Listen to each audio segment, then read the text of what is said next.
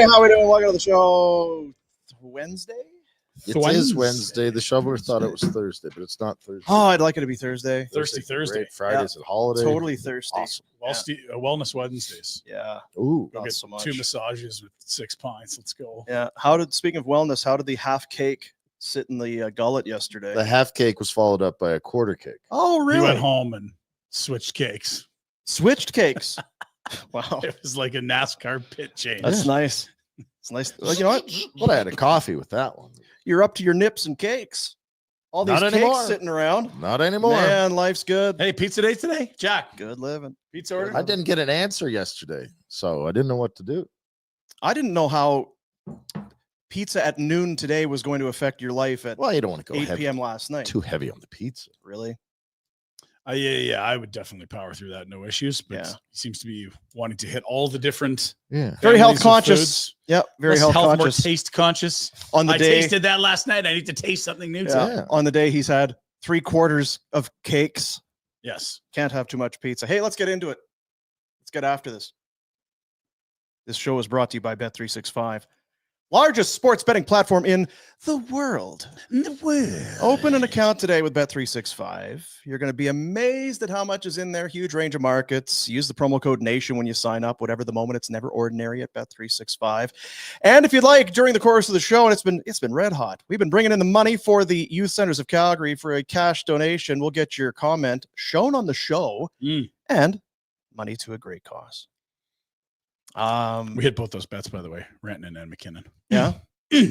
The under also hit yesterday. Yes, we thought you were jinxing the hell out of it. It was 100% an under game. Yeah. But I do worry when I felt pretty good at 1-1 when it was halfway through or whatever. They made it 3-1, and I'm like, one more, and boom, it's under gets cooked. Yeah. There, you know they're gonna get something cheap because it was the most under game of all time. Yeah, very much. Nothing happened. We'll get into it. Caps Flames in a moment, but we need to get to our insider. We're a little late starting today, and that's I apologize for that. But do we have a start time, by the way? Not really. Yeah. So No. how could you be late? Well, the only reason is because our insider's here right off okay. the start. Well, Usually we have a little bit of time to This is better. apologize to him, not Us to us. babbling. No, absolutely. Now, you know what? Here's the thing. Remember we talked about Crystal Waters, and we said it's one of those things with plumbing and heating. Something happens and your furnace goes down or your hot water tank or something happens. Like, well, oh, geez, now you're Scrambling. looking for your phone book, Yellow for the pages. yellow Where are my pages. yellow pages? Who do I contact? What do I do? And I said, because we're talking about Crystal Waters, it's front of mind. Crystal Waters Plumbing and Heating. Crystal Waters Plumbing and Heating. Got this message yesterday. Buddy of ours, Star, says, I go downstairs. There's water on the floor. Oh, shit. Oh, baby. Hot water tank exploded. Crystal Waters Plumbing and Heating. Front of mind. Bang. Didn't hesitate. Got the number. Called him up. Same day. Look at that. Well That's done, that's a fellas. shiny, spanky new hot water tank from our friends at Crystal Waters Plumbing and Heating. Is that me that did that picture? No. Because I got that. Do you have that? I didn't have the explosion. Well, they've got like thousands of jobs completed. So Yeah. 30,000 all Yeah, time. that's a I mean, lot. over that. Do you think Jack knows what the yellow pages are? I was wondering that too. Yeah, Probably not. I think maybe. Let your fingers do the walking. Yeah. Remember, my dad was like, "You should invest in this yellow pages." Coming, I'm like, "What are you talking about? Have you heard of Google? You're gonna lose all your money, you idiot." You might have been right on that one. Crystal Waters Plumbing and Heating. CrystalClearCalgary.com 403-219-4100. I'm not sure if this guy's hot water. Hey, look at him. But Noodles, have you heard of the yellow pages? You know what the yellow pages are? Yes. I mean, I used to let my fingers do the walking, but I never, I mean, honestly, I can't remember the last time I used them. You just Google anything or you look them up. I remember, and this is dating myself. Do you guys remember Mike Richards? Like, Oh, yeah. didn't he used to read the phone book? Like Yes. as one of his bits. Yes. yeah, he did it as Peter Lubardius. Peter He would Labardius read reads the yellow pages. AA Aardvark Clubbing. Yeah. I don't know. It is. I don't know what. The minute you said yellow pages, I was like, you remember the phone book? Like, what's a phone book? There used to be a phone book Every Now- year. Now You that gotta do I one. felt bad. I felt bad for the postal workers that had to carry them around Huge. and drop them off at your house. The yellow pages and the white pages. I think it was called the white pages, right? Is that what they were called? Like, yeah. That was a So- job. My aunt, and actually a guy that I used to work with, both had jobs selling ads for the Yellow Pages. Oh yeah. So you'd be in the Wow. want some pizza, and then look, there's a big kind of a quarter-page ad for John's Pizza. I can still see it. Venice pizza. Yeah. So you guys talked about, the water and heating and plumbing and all of that stuff. If you have a catchy tune or phone number, and you have some people, it sticks in their mind. That's just what it does. It sticks in their mind. I used to deliver pizza in St. Albert, Alberta for Baco Pizza. And it was like you knew the number to it. Or the Chinese food was 426-5050. If you're hungry, call the Lido. It's always these these jingles that you need. That's what's catchy for people, right? I could still probably rattle off to you. Do you remember the old show? I think it was on CBC, the kids show on Sunday, Circle Square. Yeah. The Circle Square Ranch.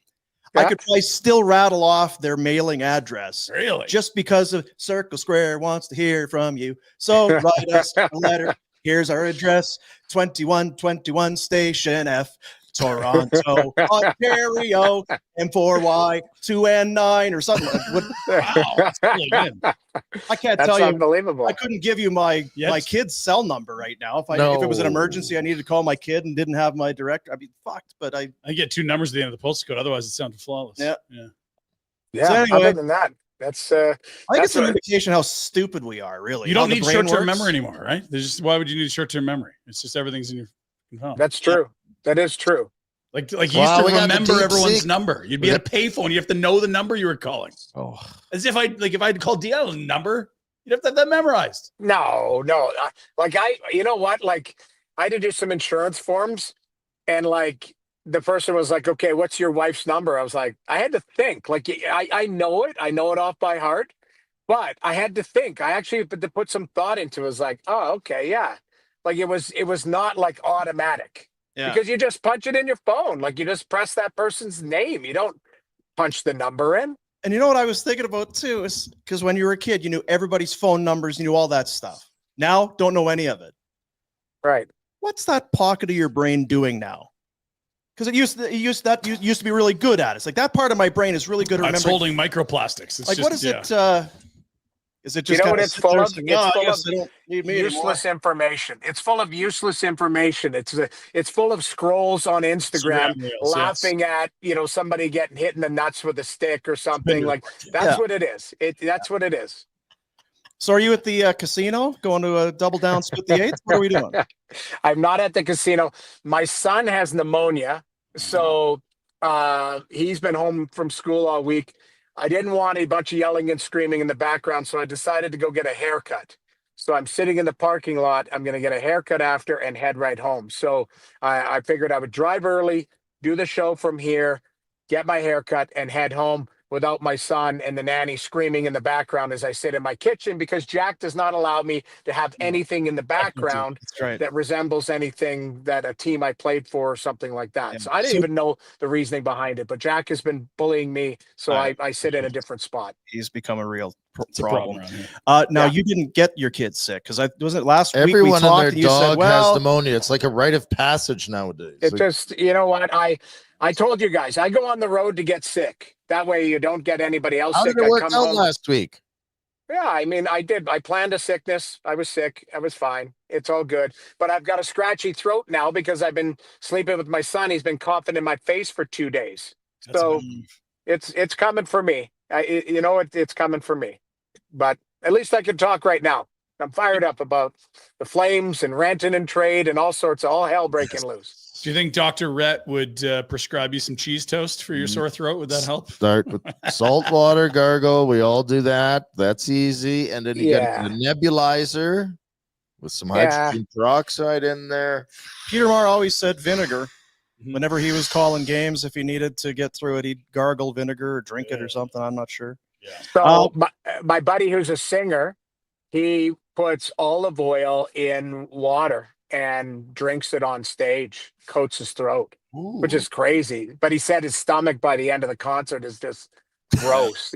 Like drinking olive oil and water mixture. Like Just this melt. photograph. You know what? You love popcorn. Yeah. Just melt the butter and don't put it on the corn. Exactly. Just call the concert off. All the butter. Let's go Rantanen trade. Was a stunner on Friday. It's still kind of, especially because geez, I didn't need to make McKinnon money. There was no such thing as a McKinnon cap, or I didn't need to make Leon money. It's all kind of after the fact. But who comes away in your mind the best out of this, and who did it need to happen? Yeah. Well, okay, so who comes away the best? I still think the jury's out, because what's Colorado going to do with the extra money, right? So Carolina got the best player. I don't think anybody's arguing that. But Neshkash is, yes, he's a layer down, but he's not a third line pigeon. He's a good player. Mm-hmm. Drury is going to add depth, but they've also got cap room. So now all of a sudden, who are you going to add? Like, I kept thinking, and I loved Chris McFarland's comments saying, we're not deep enough. So they looked around and go, okay, let's look at Dallas. Let's look at Winnipeg. Let's look at Vegas. Let's look at Edmonton. There's some big teams out west. And they're going, do we have the depth to challenge them in a 7-game series? So, this is also a team that replaced both goaltenders in season. Yep. So not shy to swing for the fences here. Ballsy move. They lost the trade on paper because Rantanen's the best player. But again, I'm saying again, and this is getting crazy, but what if Nate's best friend has had enough in Pittsburgh by March 6th or whatever? I love that. Oh, yes. What if all of a sudden they can make that? Or what if they start going hunting on teams that maybe drop off? A local team in Calgary. Would they sniff around Nas? Would they sniff around, would they be looking at, because you can add to this team. So I want to see the finished product, because what they did is give themselves flexibility.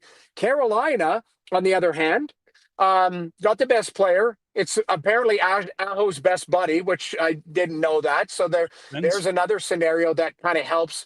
And he's only technically a rental right now. So now you can, if you're looking at it, if Rantanen goes, hey, we have a deep run, or, I don't like the scenario, he's going somewhere else this summer for a whack of cash. So there's lots of flexibility. Carolina took a calculated risk. It may pay off, because they're also taking a look at out east. There's not a juggernaut out there. There's some really good teams, but they're not juggernauts. So everyone you could make a case for. You could make a case for the Rangers getting their act together. Carolina, who else am I missing? The Leafs, Florida, Tampa, you name it. There's 5 or 6 teams out east or more that could do some damage. So I think what Carolina did is said, if it's wide open, why don't we take a swing at this? Okay, so, obviously Rantanen's best player. Nate just has another year of term. If they like him, they'll deal with that.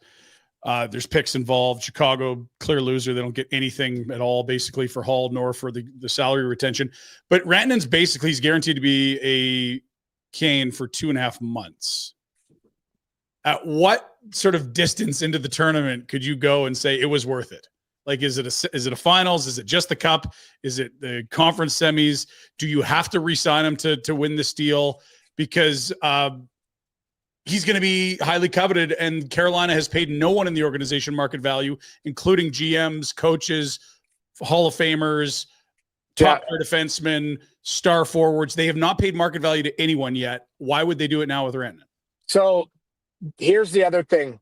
I think they view cap space as a luxury as well, too. So if Rantanen comes off the cap, then they can try and do it all again this summer.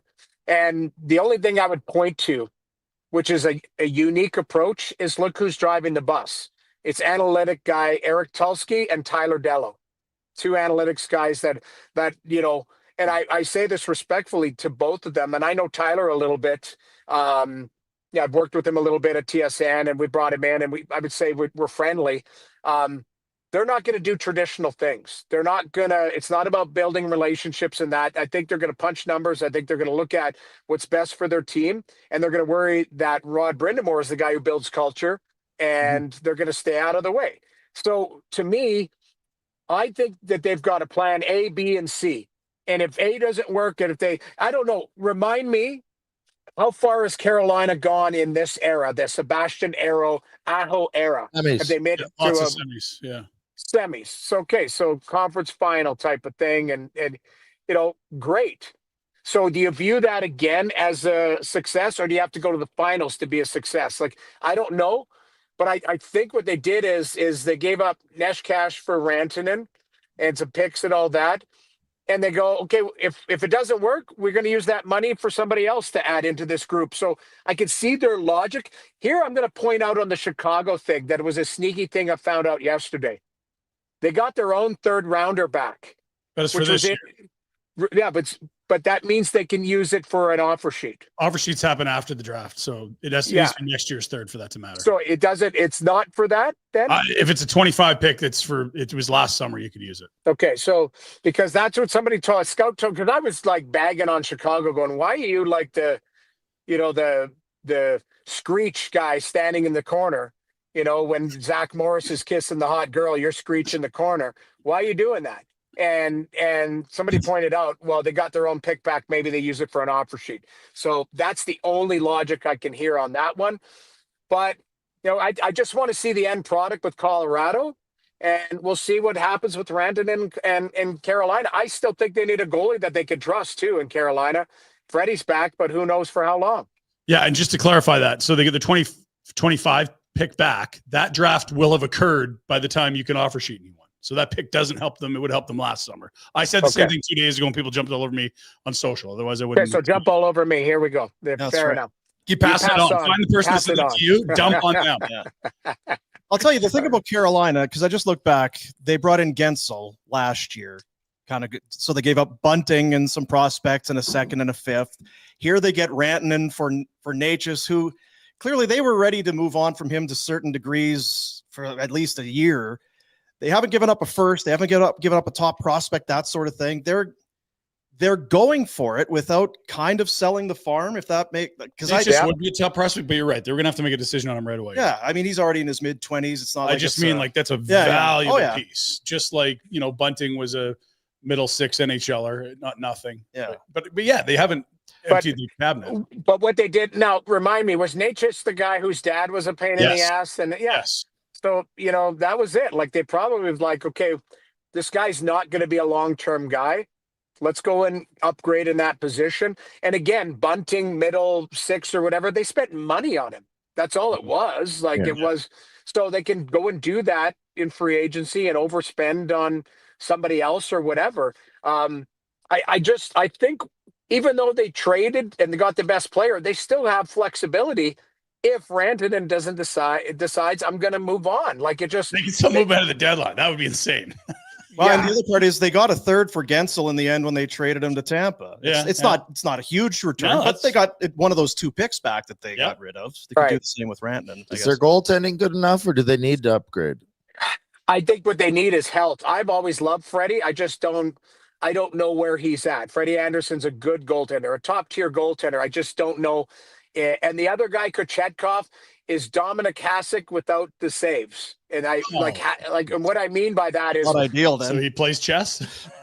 What do you mean? What he is what I mean by that is he's Hasek-like. He's very erratic in the net, which I respect and I love, and that. But he's not Hasek. He doesn't make the saves that Hasek makes. So, I don't know if you can trust him. I always trust goaltenders that make the same save twice. Connor Hellebuck plays the same way, whether he allows 0 or 7. I just watch him and I go, that guy's making that save on that shot selection. That's just how he is. When I look at Kochetkov, he might be poke checking a guy at the blue line and then trying to handle the puck behind. He's got a little dom in him, and which is kind of cool, but I just don't know if it translates to consistency. So getting back to your point, I don't know if they have the goalies to do it, but if Freddie Anderson's healthy, they do have a guy that's is really good. Give us your top three if they do decide they need. Is there guys out there that you think you got to go after? Or I think Detroit's got 4 goalies. I don't know if any of them would be. If Stevie Yzerman is going to part with them. it's not about acquiring a one. It's acquiring a guy that would play net for you. Like you go, that guy, like I wouldn't say there's lots of James Reimers out there, a guy that you could grab on waivers or whatever, but there are some goaltenders kind of on the periphery. Like what's Ottawa going to do with Anton Forsberg? Are they going to keep him if Marilainen, like there is some flexibility throughout the league. But we're not talking ones. We're talking guys who have NHL experience. So do you trust that they've put themselves in a position where like they're a good team? They got Brindamore. They're always in it. And I'm talking Canes. You get Rantanen, upgrade. Sure, great. Is the goaltending good enough? And if you go get a Reimer or whoever, does that put them at the top of the list out east? No, I don't have a definitive one out east because Washington, all they do is win. So, like, how are we not talking about Washington going, yeah, that's a top-tier team? I mean, they have the goaltending.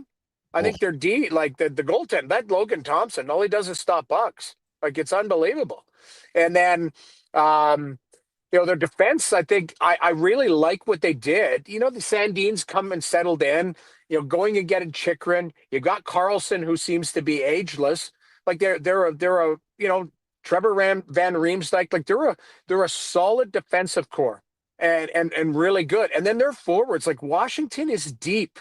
Like I liked all their Mangiapane plays fourth line minutes. Like that Brandon Duhaime's a really nice player, big and me. Tom Wilson is he's an animal.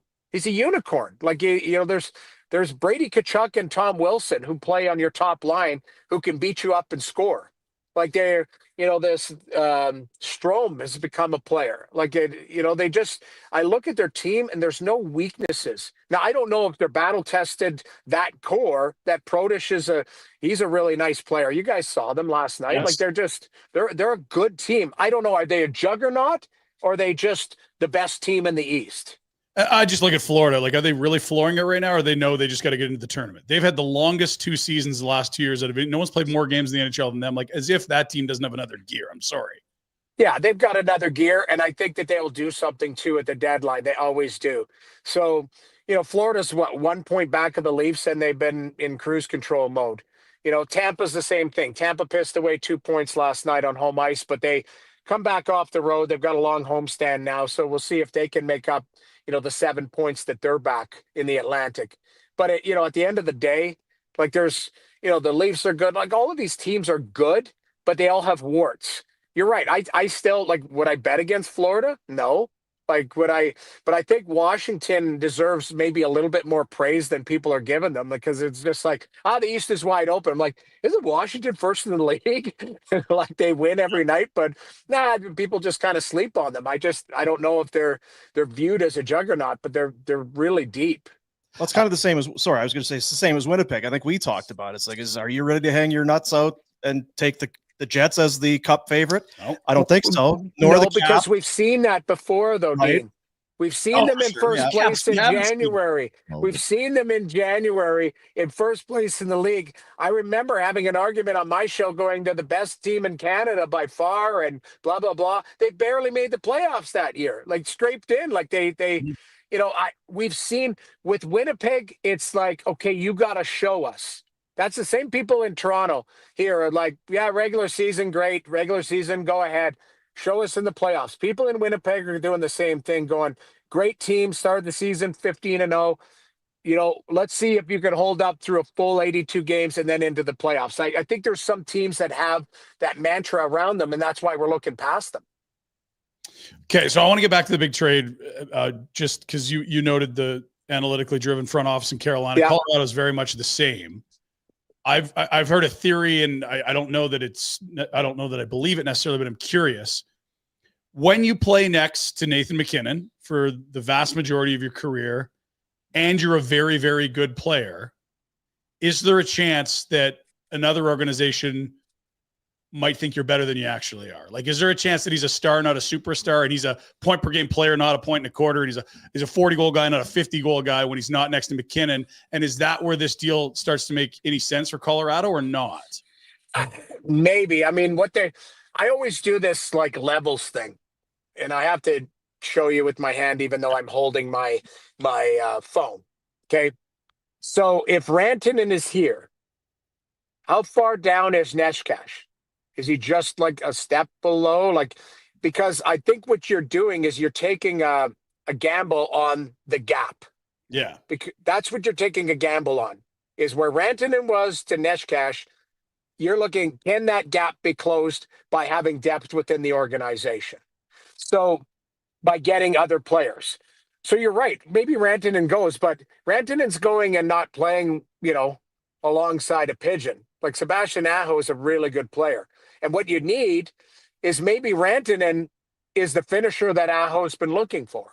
Maybe there is that. These guys know each other. If they're best buddies, like, they're going to try and make it work. That's Svechnikov's a player. Like they've got some players there. So I don't know if the drop off will be big in Carolina. I understand what you're saying. Now the counter argument is Zach Hyman went from Austin Matthews to Connor McDavid. So, there was even more that he was able to add on in his career where, Rantanen's going from McKinnon to Aho. If it's a big step down, we'll see if the point production drops off. Could be systematic too. Yeah. Colorado plays a different style. Let's not forget, that's Cale Makar that's given everybody home run passes and home run plays all the time. Brent Burns is 40. Although he doesn't look it some nights, he's still 40 years old. So it's a different dynamic from the back end as well. I look at it too. They were without Drouin to start the year. He comes back. He's got 17 in his last 19. Chushkin wasn't ready to go, as we know. He's now got 17 and 21. It's like we've got some offense there, and it's not like we're deleting Rantanen and not putting someone. We're gonna get some guys, but it feels like it's easy for Carolina to do. And I would take Rantanen over any of those guys. Agreed. But there's a chance that it really could work out well enough for Colorado. Could work out both ways. Yeah, like honestly, if Rantanen walks and they re-up Natchez and like they can win this deal 100%. You know what? I just want to go somewhere else because we've talked about this, but you brought it up. What do you think the likelihood is that Crosby could leave Pittsburgh? Because I don't know. If Sid says he wants to go, You got to. Well, you have to. And you know what? I've been pounding on our insiders to say, where they've been digging around. Every word out of Pittsburgh is absolutely not happening. And I said, okay, you're right. But that's January 25th when this all went down. What if it's March 1st and Pittsburgh's won 2 of 12? And they're and the futures. Yeah, and Sid is like at a bad point going, okay, if there's a time to move me, it's now type of thing where there is a marketplace or whatever. Like I always just say a giant what if. Like and there's no, and all our insiders would have to go is, well, as of January 25th, it was a no-go. Yeah. But as of March 1st, maybe there was a glimmer of hope. So I never say never until it's like, okay, past the trade deadline, and we told you he wasn't going anywhere. All right. It doesn't mean that we can't talk about it as pundits and go, hey, what if? There's a giant what if. We're in the content game. So what if this happened? It's not that, hey, I'm not announcing I talked to Sid and Sid told me. That's not the case whatsoever. This is just what if, or could you draw a straight correlation? Now, am I radioing myself? And I'll shut up here in a second. In New York, the minute they traded Trouba, they were like, okay, Brady Tkachuk's the guy because it's $8 million and there it is. And, so there was lots of stupid speculation. Maybe this is stupid speculation too. Crosby going to play with his best friend. But maybe it's not. Who knows? What is your interpretation of guys that did you play with anyone that only played in one team? Like Eiserman, okay, yeah. Sakic, okay. But it's very rare. Yeah. And does it matter do you know what I mean? Like I still remember Rob Ray making the decision to go to Ottawa. And the decision was they didn't have to trade him. It was up to him. Do you want to go to Ottawa to try to win a cup? Or do you want to stay a Sabre for life? He wanted to go win a cup. Now, Sid's won cups, but I don't think the winning of a cup takes away from your wanting to win another. You know what I You're mean? Like, you're right. You're it- right. I think it comes down to his headspace and what he wants to do in this year, next year, and the following. Because Sid's a lifer. I feel like he's going to play till he's 40. Yeah. And to me, he's his play hasn't really dropped off. He's not the problem. Pittsburgh has problems. He's not one of them. And he can help solve the problems. You get a haul for that guy, right? I agree. It's just my biggest thing is it depends on the scenario. I thought Brett Hull was going to be a St. Louis Blue forever. Goes to Dallas. You know what I mean? I think, did he go to Detroit too? I think he ended up in Detroit. Dallas, then Detroit. Yeah. I mean, I thought Iggy was going to be a Flame forever. All of a sudden, like he's playing in L.A. or something. Did he play in L.A. for a cup of coffee? Yeah, like Colorado, Boston, Pittsburgh, L.A. Yeah, you chase it by the end. It depends. Now, Iggy was different because he wanted the cup and all of that, and I get it. And he had people that were calling him and say, "Hey, come join us." Like he's a coveted person. But I played with guys where I thought they would be lifers forever, and it changes. So that's what I guess comes back to my point.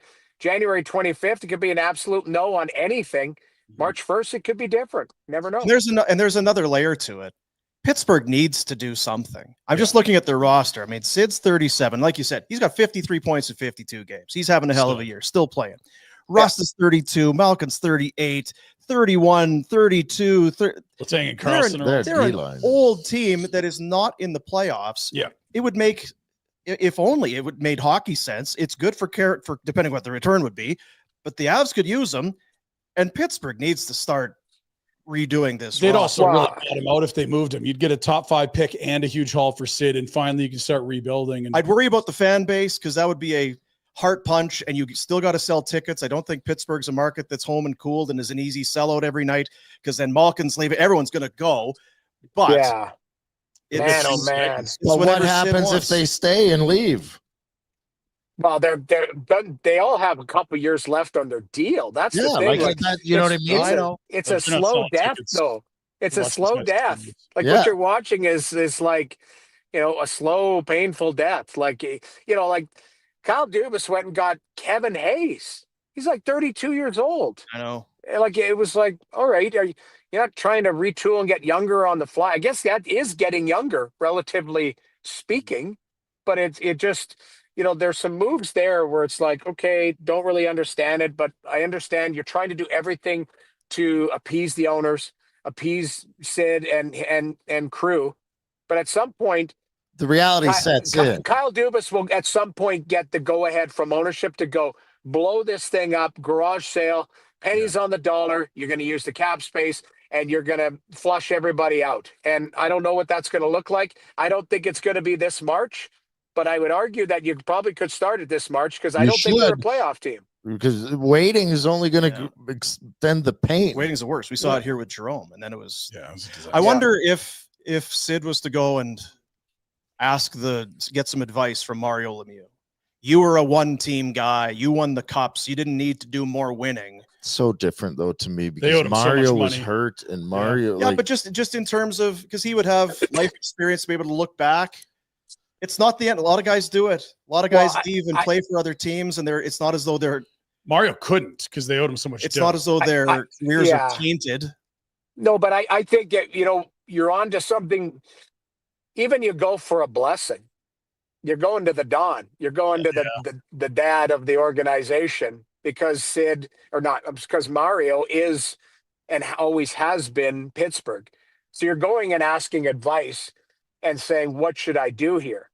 That's probably more what you would do if you're Sidney Crosby is you're talking to your family, you're talking to people that you respect. Mario Lemieux, I believe Sid lived with him when they first got to. So like that would be a mentor / friend that you go, what do you think I should do here? And that's just a candid over a beer conversation. It's not like I need to do something tomorrow. It's like, if you're in my situation, what would you do? Because you're right. He's had the same type of success as Mario as far as cups and all of that type of stuff. Well, keep in mind, here's the other thing. The Olympics are around the corner too. Now, Sid, I think puts himself in the best scenario to play in, the Olympics. We'll see what this other 4 nation, whatever this thing is coming up here next month. Like he's obviously going to be an impact player. but he might get the juices going again. Like actually in February might get that competitive juices to go. Gotta be nice to play in the playoffs too. You know, that This might add doesn't a feel little like layer. Pittsburgh on a Tuesday anymore, does it? Exactly. And the It's other true. thing is too, it might be one of those things for Sid. It's like, would you ever go anywhere? And it might be, well, I'd maybe go to Colorado to play with Nate, but they don't have cap space and they don't have a need, or they're not in a playoff position or that sort of thing. There's a lot of we can see whatever we want, but you can align a lot of the stars as to why this would make a lot of sense for both sides and for a lot of people. Yeah, I agree. I think, but I also think as fans, this is a hockey fan, like that jarred me on Friday night. I'm like, wow, is that like at first you're like, okay, is this a fake account on Twitter? And you're going, okay, who broke it? What's going on? Starting to dig around. Then I'm waiting for internal emails, you know, for confirmation. And of course it happens. It's almost like a news dump on Friday night, right? And nobody's on air or whatever. So it was great though. Like this is great for the league. I live in Toronto. Nobody's talking about Mitch Marner's situation, which is crazy. You know, like Mitch Marner is going to be an unrestricted free agent this summer if he doesn't sign an extension. The difference is he has a no move clause. He controls basically the whole narrative. But still, ranting and going probably should start, you know, some other organizations. What are they going to do in Vancouver? Patterson and Miller. I want to ask you about that. Yes, Rutherford has that conversation. Are you cool with that conversation? And are they going to get rid of both? What? First and foremost, how awesome is Jimmy Rutherford? Like this isn't 10 years later, him going, yeah, we had a problem with two players. He's talking about it right now going, we got a problem with two players. They can't seem to get it sorted out. Like I think Rutherford is like, you know, he's like, I don't know. He's a guy who's seen it all, done it all. So he just doesn't care. Like, he's like, yeah, I get it. We're going to have to sort this out. I don't know what you do with both. Like, to me, JT Miller seems like a hardened, demanding teammate. And Pedersen seems like a guy who's fragile. And if they don't mix, and again, there could be something way more to this. We don't know. But the other thing I would say, if you're trading JT Miller or you're trading for him, you better damn well know what he left the team for a month for. Because you got to have a strong room to bring that guy in. Let's be honest. Well, and if he left for any type of reason, whether it's a family member sick or mental health or whatever it's been framed, you better know that if that could also come back, right? Like if you're trading or going to give up a king's ransom for him, you're right, have a strong room, but you also better understand that could happen again if there's something that, you know, I'm not privy to the information. If there's something that could crop up again and he would have to leave your team. Yeah. But I'm with you. We talked about it yesterday. I can't believe Rutherford went public with this. I love it. And I'm not crushing them because we always do that. Nobody ever said anything and then they say something and you hammer them for it. I love it. But to your point, it's like, that year in Vancouver, we really had an issue in the room. Yeah.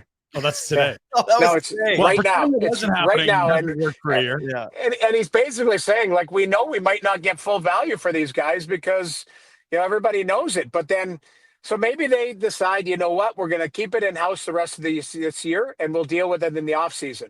Like, I don't know. Because if there's not the right dance partner out there for who's got the cap room to take 11.6 right now? That's Pedersen's cap hit. Not a good team. Well, that's what I'm saying. Unless it's a team that is looking for a shakeup. Like if you're the Rangers looking for a shakeup, or if you're, I don't know. It'd be interesting to see. But it's you know, Jimmy Rutherford. I love the guy because he just is shooting from the hip, saying this is what our situation is. We're going to deal with it. So be interesting to see how they deal with it. And then the other rest of the house of cards is you've got Besser's a U this summer. No one's talking about that. Demko's a UFA in 2 summers. Yeah. Win in 3. Like this has the potential to go full nuclear. Or maybe it's one deal, the room mends back together, and they start looking like the team last year that won the division. I wonder what their thoughts are, like Rutherford and Alvin ownership towards Rick Tocchet. Doesn't have an extension. You're a great coach, but why is this happening on your watch? Can't you straighten this out? You're great leader and one of those guys in your playing days. Yeah, but can you lead can you lead the way that he might want to lead. You know what I mean? Like, can you, if exactly, can you cross-face chicken wing somebody and say, get your head out of your ass? Especially if that's part of the problem is there's fracture or fragileness or whatever. Like, it's just a different world. So I don't think you can have the iron fist approach. You can have the honest approach and honest conversations. But this isn't Rick Tocchet. If anything, maybe it leads to he had a great season last year because he was able to keep all of that nonsense together. That's really what you got to look at it a different way. Is I think he's a great coach and a great person, and he deserves an extension, and maybe he deserves a Purple Heart for keeping this mess together for a long time. Doing what they did last year. Well, and look, like when you look at the players, who aligns with Rick Tocchet more? It's not even close. It's the way JT Miller goes, you don't like me, fight me in practice. And so then the team immediately is saying, okay, we don't want to move Pettersson, let's move Miller. Like, I wouldn't be surprised at all if philosophically Tocchet and the front office want to do different things. I would, if I'm doing it, I'm getting rid of both. At this point, it makes sense though, yeah. It just, it's a spicy meatball because what are you getting back? You know what, though? You just said Rantanen may not re-sign in Carolina, but you have cap space. Yeah, you're right. You're right to cap space. Keep in mind, Quinn Hughes should be up for the Hart. You're wasting this guy's. But that's why I would dump these guys and be like, F you. I get it. But sometimes you cut bait. Yeah, I get it. Here's the other thing. The counter argument to that is, what if Pettersson is just, we'll call it slightly immature, and a year from now, the light goes on and he grows up. You're not finding it out in Vancouver because the rest of the guys know his approach and their interactions of what's going on in that room. It's not right, and they're not rallying behind. And what the F did he do last year in the playoffs? He put on his pouty pants and didn't show up. So no, you're right. You make a great point. I see a lot of people pointing to Jack Eichel, saying, what if he becomes Jack Eichel? Right. He does. But that's the scary part if you're Vancouver going. So what? You still have to move on and make the next best move that you can. Okay, but has Buffalo recovered from some of these moves that they recovered? Jack Eichel staying in Buffalo doesn't mean that the Buffalo Sabres were going to win the Stanley Cup. Jack Eichel went to one of the best teams in the league and won a Stanley Cup. It has nothing to do with Buffalo. They moved him. They made an immature decision because they wouldn't let him get his fucking neck fixed. And they lost. And let's not forget, they didn't want Jack Eichel to begin with. They threw in the towel on seasons to go get McDavid. McDavid didn't have the cup. Like, I get it. I get it. I'm just saying, rumbling around. It's not a straight line. No, I agree. And you're right. Jack Eichel doesn't deliver the cup. No, just muted. We lost you. Oh, happened here. There you go. I opened the door by accident. So I was saying, Jack Eichel doesn't deliver the cup, but he makes that organization look a lot better down the middle. That's my point. It's revisionist history because we can go, they gave up on Reinhardt and Montour and all of these things. I get it. The goalie. Well, Zolmark was there, right? Would you also like to be regarded as the worst organization? Like, do you believe that you're going to muddle and MF all this stuff up continually like the Buffalo Sabres? Like, that's 14 years they haven't been a player. So if you're comparing yourself, if you're saying, hey, Jim, you're the shit and you're not going to be able to operate well, then fire Jim too, because you know what I mean? Like, they'll get it done. Example you want to be comparing yourself to. You're right, but they'll get it done. It's very interesting because these are big decisions, and they are going to be decisions that take your organization into a crossroads, one way or the other, right? So you can't just make a knee-jerk decision because you don't like what you saw this week or whatever. You've got to figure it out, and because these are all organizational altering decisions that it could have ramifications for years if you don't get it your right. Hands is also organizationally altering because you haven't done anything. You let it fester, right? And we got to let you go get your hair cut. You look terrible. I want you to get in there. I know it's very. Get a hairpiece. I got to get my hairpiece done. All right. Yep. All right, guys. Sewn on your head. Let's go. Exactly. The dead cat. Well, you're supposed to bury it, not tape it to your head. We'll figure it out. All right, guys. Get Later. better. Tell your Yeah, kid see to ya. get better. Take care of him. Jesus. There he is on the Insider Hotline, a presentation of Crystal Waters Plumbing and Heating, your crystal clear choice for home comfort. 403-219-4100 or check them out at crystalclearcalgary.com. And like, boy, there's tons there. Tons. I like what you're saying about like it's too far down the road, trade them both. The other option you've got is if you can find a deal that you can live with Miller, you do have 2 months to say, do they rally around Elias or is it the same bullshit? Yeah, to sit back and say we're going to get max value and we're going to play slow and maybe hope for this. Well, Jim Rutherford and Patrick Elvey, they can do whatever the F they want, but it sure seems like, like he's like, well, you don't want to rush. This has been They haven't rushed it. It's the exact opposite. They're talking in public about this. Like it's not even like it's past tense. Yeah, like so this is it. This is so bad. It's the divorce. The papers haven't been signed. Well, and it's been in front of all of our eyes all season. It didn't just start this. No, season. the playoffs last year goes back to last year. They knew this was a thing, and then you go to the playoffs. You go to round 2. You're so close to advancing to the Western Conference Final. Well, we're gonna have to make it work. We got a good team here. Yeah, there's a bit of some friction between some of the leaders in the room, but you know what? We're too good to blow it up. We got to make this thing work. Then you take some wins away, and then all of a sudden you're fucked. And now the coach is like, am I better served being here or elsewhere? He'd be a very attractive head coaching candidate if he becomes a free agent. Demko and Hughes are really good. That team is attractive. Besser, if Pedersen and those, I don't know if you love Besser or not. The guy can score. I like Besser, but he's a free agent this summer. He might just look and say, get me out of this mess. What am I re-signing with? I don't know the coach. I don't know which of these guys. If you clear the room out, maybe the mess isn't the mess. Like you have Demko and Hughes. Oh, yeah. Like it's not like that team is devoid of any talent. If Miller and Pedersen aren't there, to me, they're not contributing in an impactful way anyway. Oh, Miller's a battler, and I don't see either one of them stepping up and carry. You know what I mean? Like, so this is why it's so fascinating to me, because you could build the case that they address this and return to contender status, and faster. They won the division last year. It's not a dramatically different roster. Sure, there's a Lindholm out in a DeBruskin, and Pedersen wasn't helping them in the playoffs. Right. And so that's the it could be that good, and it could also be so bad as trade them both. Besser says I'm out of here. Coach says bleep this.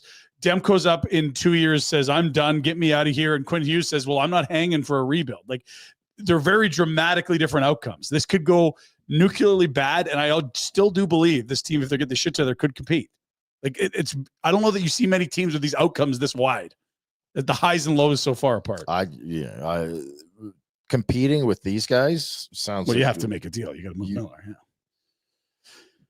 Yeah. Like, could you get a first for Miller from Dallas? I don't know. Could you spin a first and get another player that helps you this year? That's what they did with Bo Horvat, but it's a different situation. Bo was younger, and the contract didn't feel as onerous.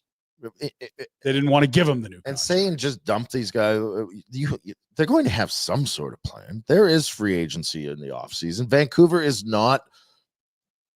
It might not be on everyone's top 10 list. It's not, but when they're winning, it's not an undesirable place to go play. Like it's very. There's just so many loose ends. It's wild. There's so much it could go so many different ways. Their next game will be game 50 of the season. Nashville tonight. You're well into this. And then they got Dallas. Yeah, and still 1 point. They have 9 home wins. And again, they missed Demko for 3 months. Well, my thoughts on the whole team is it's nothing to do with any of the rest of it. What is Demko? That to me is the bigger question. Get rid of those guys. If he's an elite goalie, yes, you like. What are we talking? Are you a top 5? Because if you are, everything is all fine. We're in good shape. Yeah. If you're not, that's the fear. Pedersen and Miller, sure, great. But why? What's so great about Pedersen and Miller? They're too old. Miller's too old, and Pedersen's too soft. So, it was a change of scenery. He's going to get better. Yeah, but if he doesn't get the change of scenery, he's not going to get better. You're right, though. If Demko's legit, their best 2 players are Hughes and Demko. And you're in great shape. And it's not been a good year for Demko, albeit small sample. Hardly played, yeah. 3.47 goals against, 867. That's the bigger How many issue. Games? 10? 12 starts, 3-5-3. So you got to give him. He's hardly played. Like, what was it? It was the last week of the regular season last year. They basically shut him down. Earlier than that, it's been ages. So Regardless, huge question. that's huge the- question. What is he this year? Oh, well, he might go somewhere else and play good.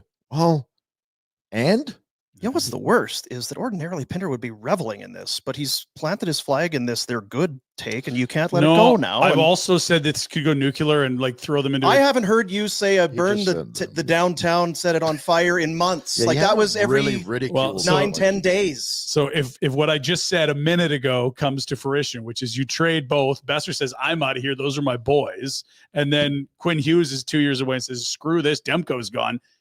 There won't be a city left to burn. Okay, well, you Like it's, you know what I'm saying. I do. It was Just it was want you right back. I literally talked yourself. about them. in your 6-shooter. There was some that backpack was jammed. Yeah, I full. mean, and the Jim setting Benning the hurts. city on fire was one of your we lost Jim. greatest hits. We'll although get you there. can't really joke about that right now. No, you can't. I think Fine, that it's not maybe funny. has to be Yeah. That's what it is, Dean. I'm sensitive to. Is that you? Yeah, that's me. Yeah, Jackson. Us public pain about it last night. yeah. The Sid conversation is enjoyable too. Like, So to me, that's a conversation that will happen, but has not yet and will not even be broached. Do you think Sidney Crosby in the middle of a season that isn't written off yet? He is no. He, like, you see the pregame video, he still has the robot laser eyes. When it's March, you have to have that conversation. Yeah, Because he's not quit on the year yet. You watch him play, he's like, I will carry your asses to the playoffs. they are second to last in the East. We're gonna get there. How many points out of the playoffs? 6, 7, 8? He's like, we can do that. We can do that. I don't get why he would extend then if he This was is why I hated the extension you guys killed me for. He signed up to a shitty team. Yeah, so he knew that. So why would he want to leave? That's what I don't. That's the 'Cause part things I don't change. understand. Because maybe You he don't- believes he so might- hard he thought they didn't suck. he might not want to leave. Well, this could Yeah, all he might be not. conjecture. That's a big word, Jack. Conjecture. But am I saying it right? I'm glad you're sitting down though. Yeah. Lightheaded. So he might not want to leave. This is us trying to assume that we know what the F's going on in Sidney Crosby's mind. Like, we He have may no clue. indeed be a one jersey player and say, I'm married to all of this, good Yeah. or bad. I've got my 3 rings, but God, the fire still burns when you watch him play. I didn't Give me this. He doesn't want to leave. just want to leave. What a bunch of shit that is. That's right. He's a heart and souler, guys. Could he score 20 goals in his Fucking lifetime. That's right. Okay, we haven't talked about the game that was played here last night There's nothing in to any say. great detail. I actually, we should have Awesome. talked to Noodles about that. The Wilson Anderson stuff. that's great stuff. Opening statements for McLeod Law. Whatever it is, maybe you just Speeding tickets? yeah. Oh dear. You in one of those? No, I thought you're. Oh Oh, the dear. dumb kid. Yeah, I'm guessing maybe speeding tickets isn't their forte. You could probably Kids are ask dumb. while you're. Oh, by the way, That's more of a Yellow Pages thing. yeah, that's right. Yeah, Herb Tarlick or somebody might help you with that. Not McLeod Law. They're based in Calgary. They're proud of their Calgary roots. They're the best at what they do. And much like we were saying, with hot water tank, a friend of mine, Crystal Waters.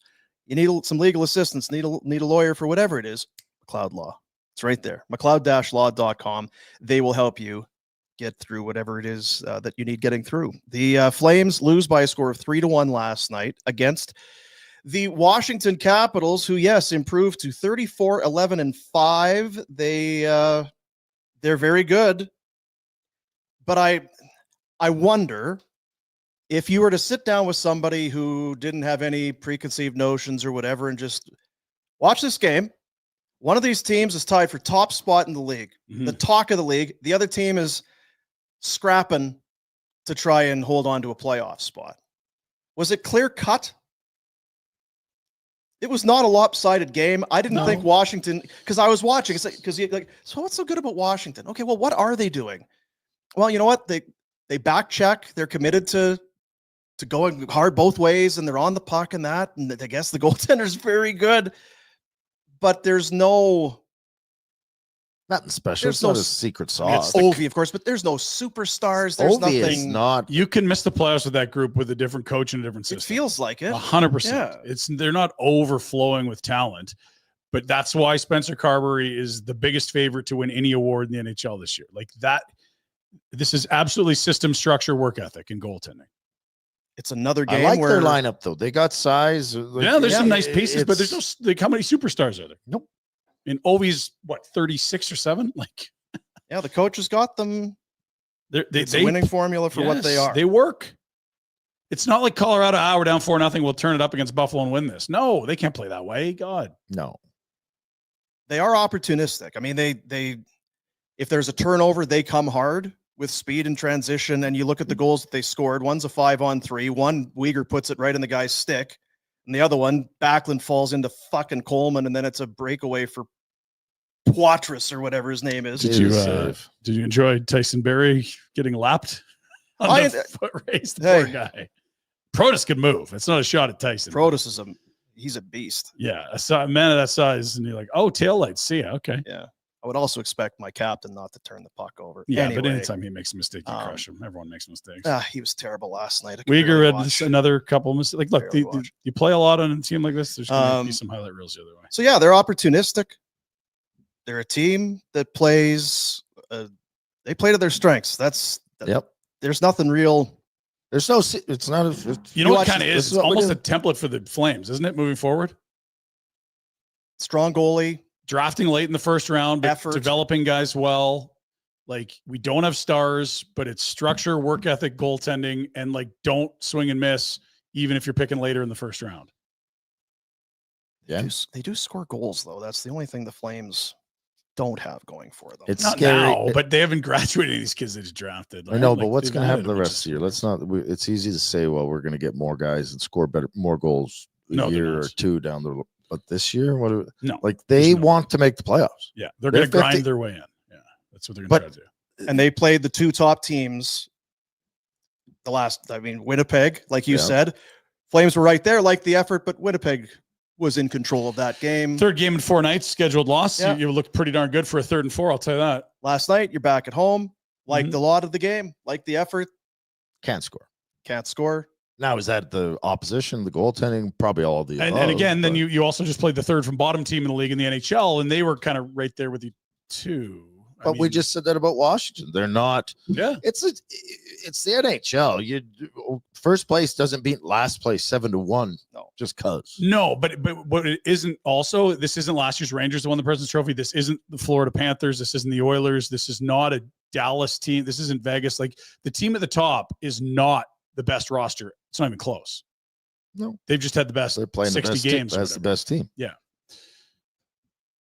Yeah. So I don't know. Do you take much encouragement that you hang with Washington? Like, I just think that the obvious stuff for the Flames, if you're analyzing what they don't score. Yeah. Again, they don't score. Washington gets to 3, and you're like, oh. Lomberg has a breakaway, doesn't score. Who else had the breakaway chance? Like they don't score. Barry puts one off the crossbar. Yeah. They get 1 goal.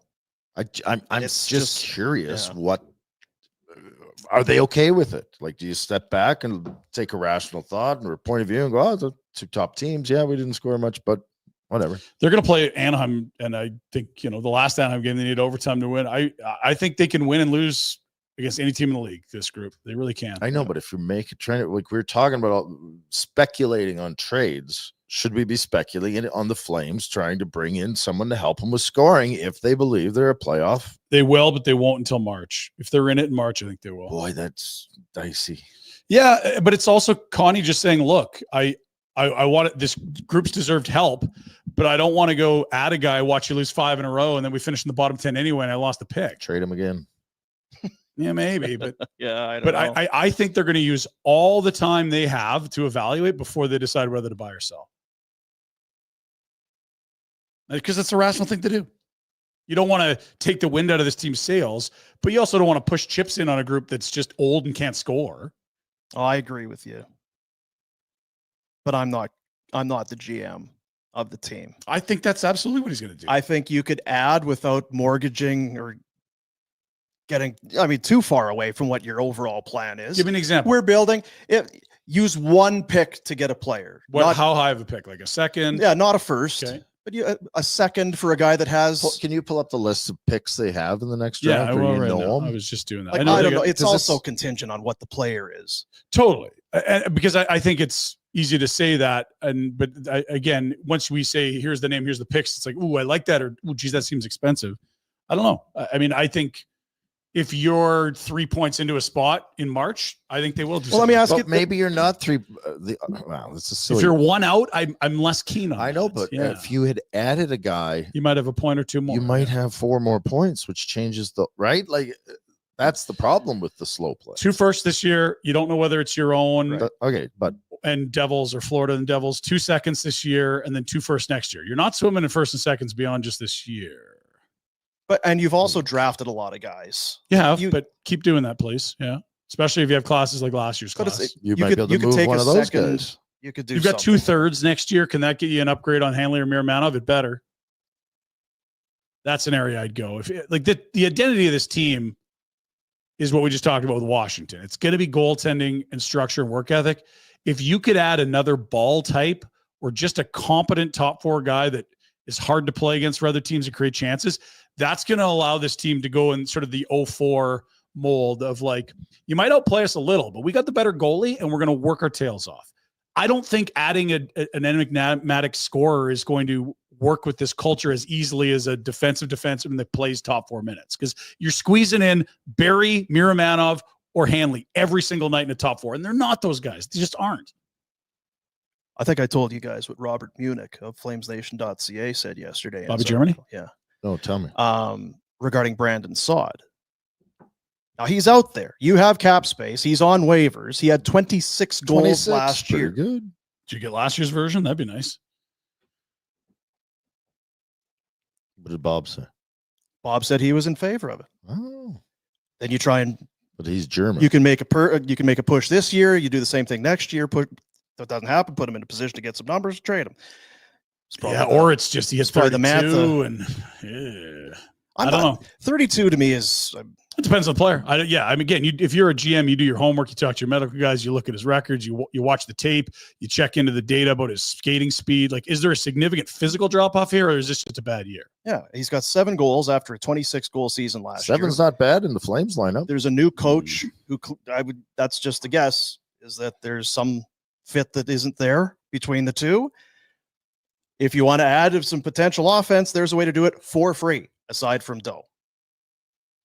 Ryan doesn't like it. Ryan's not going to like it Ryan unless doesn't he's like 22. anything. No, It's- that's not. If he had 1 year, if this is the last year of his deal, I'm totally warm to this. It's just you get into the summer, you got all this cap space, and let's go have some fun and do some things. And it's like, fuck, we got 1 more year sad. Like, I don't know. that when they you do that, see but guys when go 31, 32, I'm are we not expecting 33? I'm more worried about 33. So why at 31 could he score 26, but not at 32? Well, look, I'm not saying he can't score more than 7. But I mean, how old were you when it changed? When you couldn't do your job the way you always could? I was done at 33. So this is the fear. It's that But I didn't take at any some cap point Saad will be too old. at all. And I'm not saying that's now, but my fear is that if it's anywhere in this contract, this isn't a good move for the Flames. I'm not saying that this is the perfect answer. This is a I'm not flawed player suggesting you who's are. old. It's just, if you want to try and get some more offense, you want to help your team or give the team the perception you want to help your team if you're Conroy. Yeah. Here's a guy for free. Here's a guy that has scored recently. I don't think that his cap hit is going to really like go and do a bunch of stuff. They never do. Like, when's the last time they've used always a bunch been a of cap caps? team until this right? year. So I let- disagree with that. Why is whoa? They're right up against the cap last. Ever. Okay, I know, but that doesn't mean that. So just because we have it now doesn't mean, oh, geez, like they're going to always have 20 million. No, they aren't. They're going to pay Zary this summer. They can potentially lock in Wolf this summer. They're going to have to pay Pelche this summer. They're going to pay Coronado this summer. You know they're going to add another defenseman this summer. They're probably going to try to add another Matthew type forward this summer. Saad shouldn't be a top priority here. It sounds like a lot of muck anyway. Which? All the first rounders Lot I'm of the stuff. re-signing? Well, No. Like, you could take a cut at a real player here this summer. that's Mhm. the point I'm getting. Especially at. if Who's we all coming? are convinced that Wolf's good. That's all I'm saying is when you say using all this cap space. On what? On who's coming as a free agent? I mean, you're in a position to pay. That's the thing, is that But you just said we're not in a position. We can't waste it because we got to sign all these guys. No, what I'm saying is if you just bring Sod in, that limits your ability to spend this summer by $4.5 million. But look, I mean, Sod might help. I don't trade Anderson. like if you had to put money down today, who would you bet could score more between now and the end of the year? Sod or Kuzmenko in this lineup? I'm not arguing for Sod. I know, but let me flesh it out. I'm arguing for an actual guy that you can help you. And I made a snarky comment about it before Christmas as a bullshit something to talk about, laugh about. Yeah. It's kind of played out. I truly believe it. Now it's easy. Well, we get another score. We're going to have more points. Yeah. Well, you should. Does it add up? Like if he and 2 or 3 more points, and if you miss the playoffs because you wanted to wait and see, and you missed by 2 points, is that the right approach? Well, we didn't get there. We waited. We were being patient, and you just don't know what those guys cost. That's the challenge. It's easy to say go get Zegras, and then you pick up the phone and Verbeek wants 2 firsts. You're like, fuck no, we can't do that. What are you talking about 2 firsts? But that's like just add the young center. Like literally day one of Connie's job, he said that. He hasn't done it yet. It's not easy to do. They're not just hanging around. But yes, if you could, you'd be better now in the standings. Who does the most? I'm absolutely curiosity. Who do you think's the most active GM team out there? In terms of calls or actually doing deals? Doing shit, not being afraid. Tree's always calling everyone, but he's always second place. Yeah. I don't know. That's a good question. Vegas, right? Vegas does a lot. Yeah. Well, it's Colorado? big splashes, yeah. Or not Colorado. Sorry, not Colorado. Carolina. And Avalanche, yeah. Like to me, it's Vegas and Carolina. You look at the Avs all of a sudden, and it's like Johansson in, Johansson out, Middlestad in, Byram out. This deal, like they've been busy, because they're going especially for a group that has a core that just won a cup 3 years ago. Yeah. The point I'm getting at is that there are rewards for being patient with things, but there's also rewards for going about it differently and going, no, I don't want. Yeah. We're here to let's go. Yeah. And interestingly, I bet if you look at the rosters at the end of the 22 season, that was the Battle of Alberta series, no one would have more turnover than the Flames. You got 3 guys left: Coleman, Backlund, Vladar. Yeah. And Anderson, excuse me. But those were not. That's not guys that had term that you decided to shift. That wasn't agree. building. That was dismantling. I bet you that is a league low, though, that you only have 4 guys from absolutely. But ago. My point is more on the who's out there actively trying to make their team better more than Vegas or Carolina. We know Jim Rutherford's the cowboy. There's obviously a lot of he did. We talked about that, but like we know that New York's a spot where the GM's probably very busy. Probably, but isn't. What's he like? Last year they weren't. Deadlines cause action. That's typical hockey action. I'm saying, who are the teams? They're like Vegas is always involved in doing deals. They're making things. Their quietest year was like adding Barbashev for a second, who's turned into a really good player. And it was Hannafin and Hurdle last year. I'm just wondering if there's an argument to be made on it's in front of us right now. Let's deal with it and get going. If you're a good deal maker and you win most of your deals, I'd encourage you to do deals all the time. The opposite is also true. But that's your misconception. Not misconception. It's true, but that's trying to paint the picture that you're going to win in every opportunity. If I re-sign a guy, if I trade a guy, if I bring in a free, you're trying to say that you have to win in every one of those rounds. I'm saying you're not going to, and nobody ever has. Correct. So if I said that Kelly McCrimmon can win 65% of his deals and Brad Treliving won 45, and I'm just making up numbers here, would you encourage Kelly to try to make more deals than Brad? I would. That's kind of more what I'm thinking. Yeah. The other thing is I think Kelly McCrimmon has the faith of his owner. A lot of GMs are probably paralyzed a bit by fear of losing their job. Or the owner's meddling. If I shit the bed on this trade, I'm probably out. And I'd like to not be out. So we're just going to sit. That's self-serving politicians. That's what that is again. That's what the exact same thing is. I'm not going to do anything. I'm going to sit on my hands and I've been voted in, or I've got this job and I'm not going to accomplish anything. I'm just we can't always look at these things in a vacuum, because if Kelly McCrimmon is the GM of Winnipeg, does he look as good? Probably not. You don't know. You're not getting you're not getting Eichel to show up. You're not getting Stone to show up. You're not getting Pietrangelo. Like, you probably hang on to guys. You're not as cutthroat. You're right. And different. All these situations are very different. And for some guys, taxes matter. For some guys, weather matters. And for some guys, their wives have to be happy. And it's a big city. And other guys, it's winning. It's the blend of all these things. They got a lot of those boxes checked in Vegas right now. They do. So it's probably one of the better spots to be a GM. Hard to argue that. So as far as this team here, they struggle to score, and that doesn't seem like it's going to end anytime soon. No, and they tend to get really good goaltending, and that probably won't either. And that's what's keeping them right on this interesting spot. 1 point into the playoffs above the first team out, and 5 points out of a top 10 pick. And that's about where they've been for the last month, for so long now. Anyway, it's and again, I don't think we're going to get clarity in 2 weeks. You'd hope by March 9 or 7th, whenever the deadline is, that Connie has more clarity than we do now, because you can spin it either way pretty easily. Yeah. They can't score. They're not good enough. They're an injury away from trouble. What clarity are you looking for? Well, if you're 5 points out in March, it's but why really easy. So if you're 5 points in March, it's really easy. That's clarity. It's be in or out. Don't be within so 1 March, point of it has nothing to do with how you it's March 1st is the only thing that's giving you clarity. No, it's the deadline. It's not clarity that you know what your team is by March 1st. It's clarity that it's. What if it's 3, not 5? Like 1 win or loss. Oh yeah, I get it. It's the exact same. It's fucking not binary. Scenario. It's a scale, right? But I just think Craig Connor is. What if you haven't done anything to help yourself and you could have? Absolutely. What if you're not? You believe because that's what we won't do. And I don't want to be sorry, Ryan, but I don't want to. What we won't do is go, Jesus, too bad Conroy didn't add a guy in January that could score. Yeah, you could spin it the other way.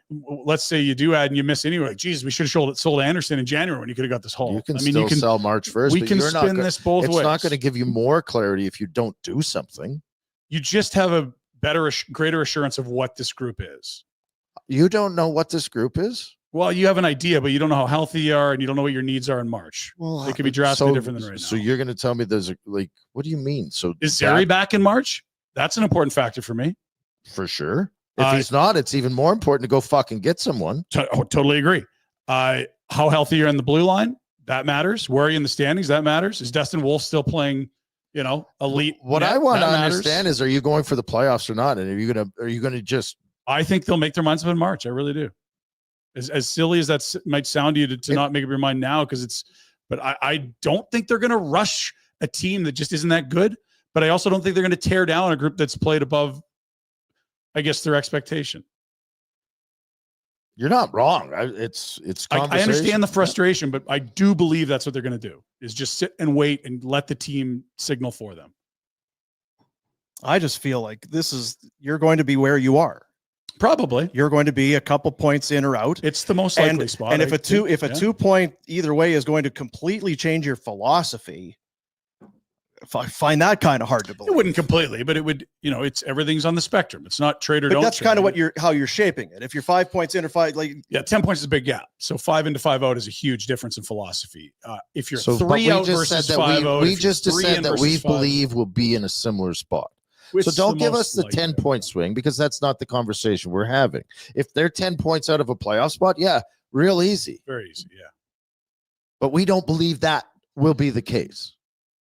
So I'm right. So give us an answer for now. So just still wait. If they're 1 point on March 7, let's say they're 1 point above Vancouver for the final playoff. So that's where they sit today, games played. Right. Then you add conservatively. So if that's your thought, and then to further that, if you think it's probably a safe bet, that's about where we're going to be. That's where we've been for the last month, 8 weeks. That's probably where we'll be in another 4-6 weeks. What if we made that deal now to add to try and help us?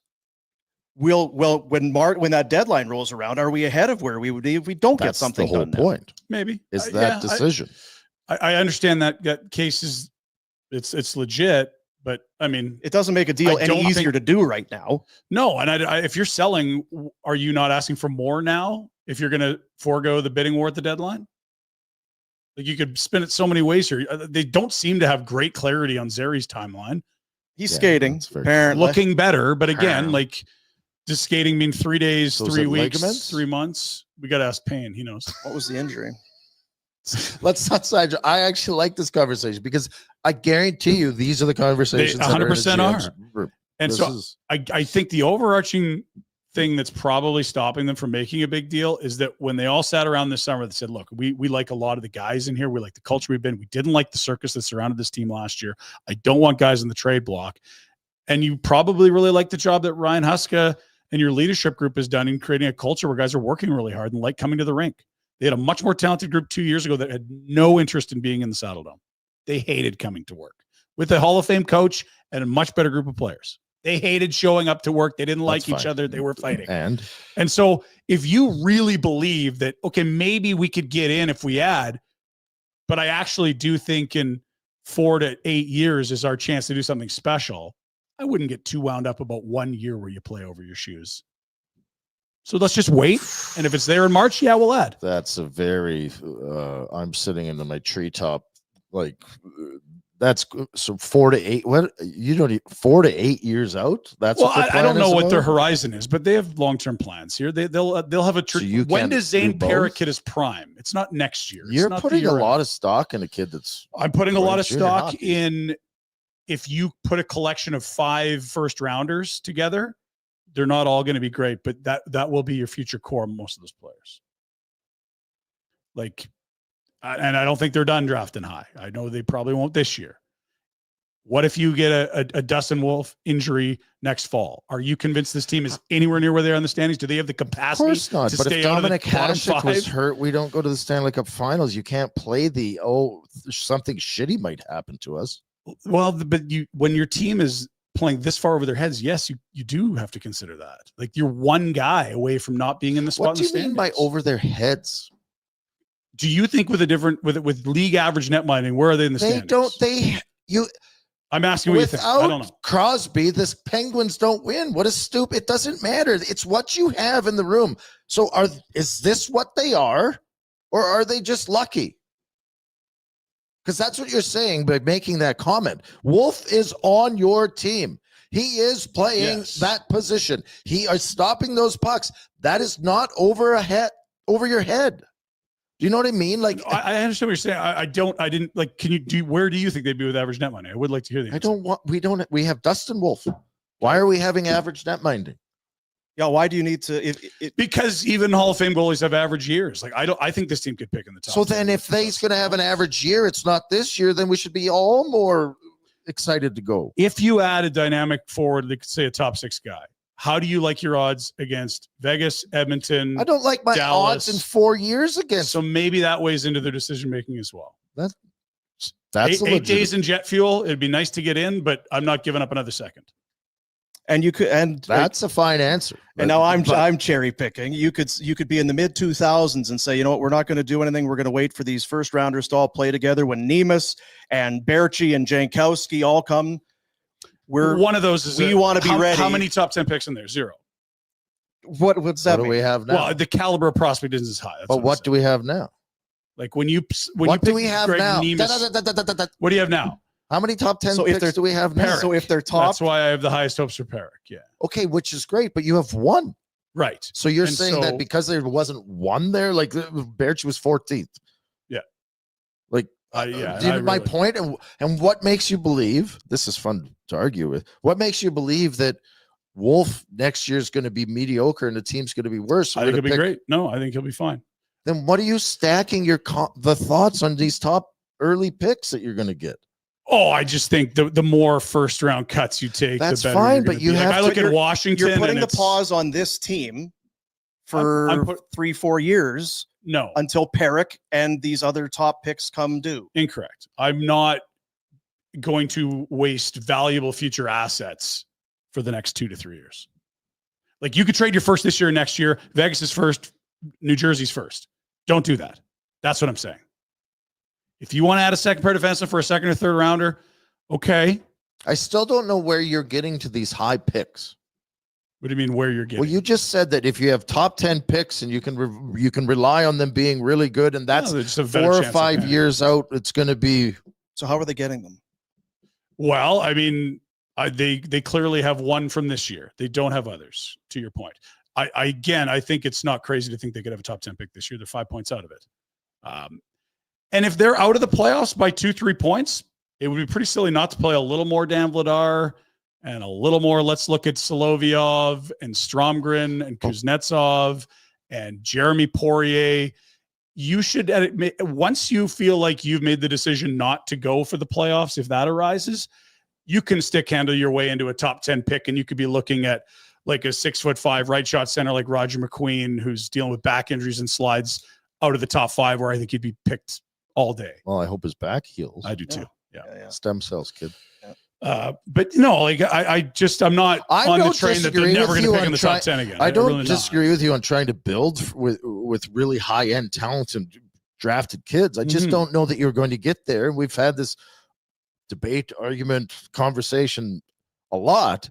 It doesn't feel like a team that's positioned to fall that far back. They are 1 year into a rebuild. Why? Right. So that's why. So if the other teams in the league who are in that, can you pull up the standings? The bottom 10?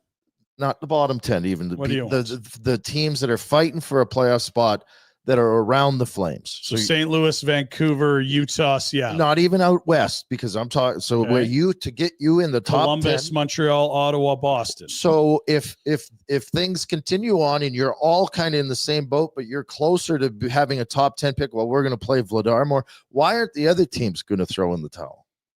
To pause you out, like like just in a different spot in their life cycle. I don't think Columbus is going to try to pause any positive developments there. I think they want this young team winning. I feel the same way about Montreal. So you think that and Philadelphia? I just think that I think that's a pipe dream to think that if other teams are going, well, we might as like.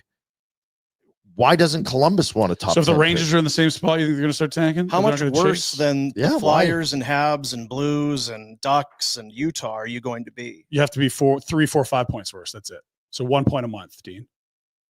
It's not crazy. You're very happy with that point. No, but it's just that people are very happy. You're going to have to pass point. 6 or 7 teams. It's like, well, no, you're very smart. Montreal's been much better for the last 2 months than they have. New York has not yet played to their ceiling. Philadelphia is a team that's trying to build, not, in year 1 of a rebuild. St. Louis clearly is trying to win this year. What are the Flames Added if not trying to build? What's that? What are the Flames then? They've built culture. They found a netminder. They've got good kids playing in big roles. But if they don't make the playoffs this year, that's not a failure. Interesting how that 1 point would only put them down, but there's no 1 more point a month. Can't be had. Yeah, if you think you can outperform, that means nothing. But no, Dean, that's an outcome for Dean. Sure. Okay, well, what do you want to call me? Should I call you Mr. Sunshine? Like, what's your nickname? It's just I just sit here and I listen to it. If you think you can be better than the Rangers the rest of the way, go ahead. I don't think you're going to be. That's the only thing you take into account. That's how you're going to run your franchise, is how you're going to be compared to the Rangers. I mean, the whole group of teams that we just talked about. Detroit's coming, Montreal's coming, Rangers are better than you. Islanders are playing well right now. St. Louis is adding. Yeah, like I think you're still very reasonably a bottom 10 roster in this league. And look, you look at some of those teams down there, Anaheim's going to be better. Columbus has already started to turn the corner. Ottawa, Montreal, Detroit, turning the corner. So what is the next 5 years then? What do you do? Well, I think what kind of do is you wait. At the deadline, you make a decision to add or sell some pieces, and then you continue to you still trade Rasmus. The offers, right? Yeah. I don't know what you do with Weegar because he's good. No, you keep Weegar. Do you not play him? You got to play Vladar more. Why do you want Weegar over Rasmus? So then because you're probably committed to less 35 plus seasons of hockey on the blue line. I don't know how old Weegar is. So. Well, he's got less term left. Is more the point. He's got 5 years left on his deal. You've got theoretically 9 years of Rasmus left, and he turns 29 in the fall. No, but you could have either or. I mean, they're just similar parts to me. They're leaders. They're right shot top pair guys. They can wear letters. They're really good players. Other teams would covet them. I just don't. It's you don't have to trade Rasmus. That's fine. I'm not even in a disagreement with you. Yeah. I don't think it's as clear as you make it out to be. No, of course it's not. But you do. Be bad. Get top picks. Be good. No, that's your thing. I continue to tell you that it is very risky and there's no guarantees. Yeah, but you can't just add a caveat and say that that's I'm not. Show me how you win a cup with this group. I don't see it without more high picks. I don't see how they're in a playoff spot right now, but they are. If you guys want to crush me because it's not a perfect plan, of course it's not perfect. There's 1 cup a year. Show me a team with pieces like the Flames that win the cup. What is that? That's what I want them to do. I don't want them to get into 6th and maybe 1 year get to the 2nd round. I've watched that my entire adult life. They've been shit for 1 year in the playoffs. Basically, they weren't. Is it okay to try to win a cup, Dean? Boomer, Mr. Sunshine. Is it okay to try to win a cup? Can I try to win a cup, please? I'm just gonna let you go and do the rest of this. We've got a Richmond's Pub read, then there's a Booster Juice and a Village Honda. Because there's no talking to you. You're wound right up. Well, I'm waiting to hear your plan. You just pick apart mine. Like, seriously, my plan's consistent. It is. What we're arguing about is I don't disagree with you. And I think if you go back over the last couple of years of our take on this whole organization, you're with me on this. Build from the ground up. The problem I'm having is they've found a culture and a coach and a goaltender. And that's what I'm saying. And so what's sustainable in there? What isn't? I don't know. Everyone loves get first overall picks, get high picks, and get really good players. But what are you going to do right now with this team? Fire your coach, get rid of this goalie who's suddenly very good? Of course not. What are you going to do? You keep Wolf, you keep your young players, you keep this coach that's helped with this culture, you keep Backlund, who you don't like despite having a vastly better culture since he was named captain. You listen, you take calls. That's him. You see, this is he's not a part of it at all. It's everyone else is not the captain. It's everyone else that deserves responsibility for good culture, not him. Cool. But you said take it was calls all on him. Rasmus. You said it was all him. Well, it had nothing to do with the guys leaving. It has lots. Why to do did with, he allow those guys to be so? It's okay to say something nice about him. I do. But no, you take calls on Rasmus at least. Don't you want to know what he's worth? Yes, I would like to know. I don't have to trade him, but I'd like to know what he's worth. 100%. I take calls. Is that crazy? Do I need to be crucified for that take? That you take calls on a guy who's expiring in a year? Okay, you're beating a dead horse. So that's what I would do. And then you continue to really have to kick ass in the draft and development game. You know what? That's probably the gist of the whole conversation. How are you going to manage your draft picks? And how are you going to differentiate yourself? Because that's the only way. I don't think you're going to the bottom three and getting the superstar.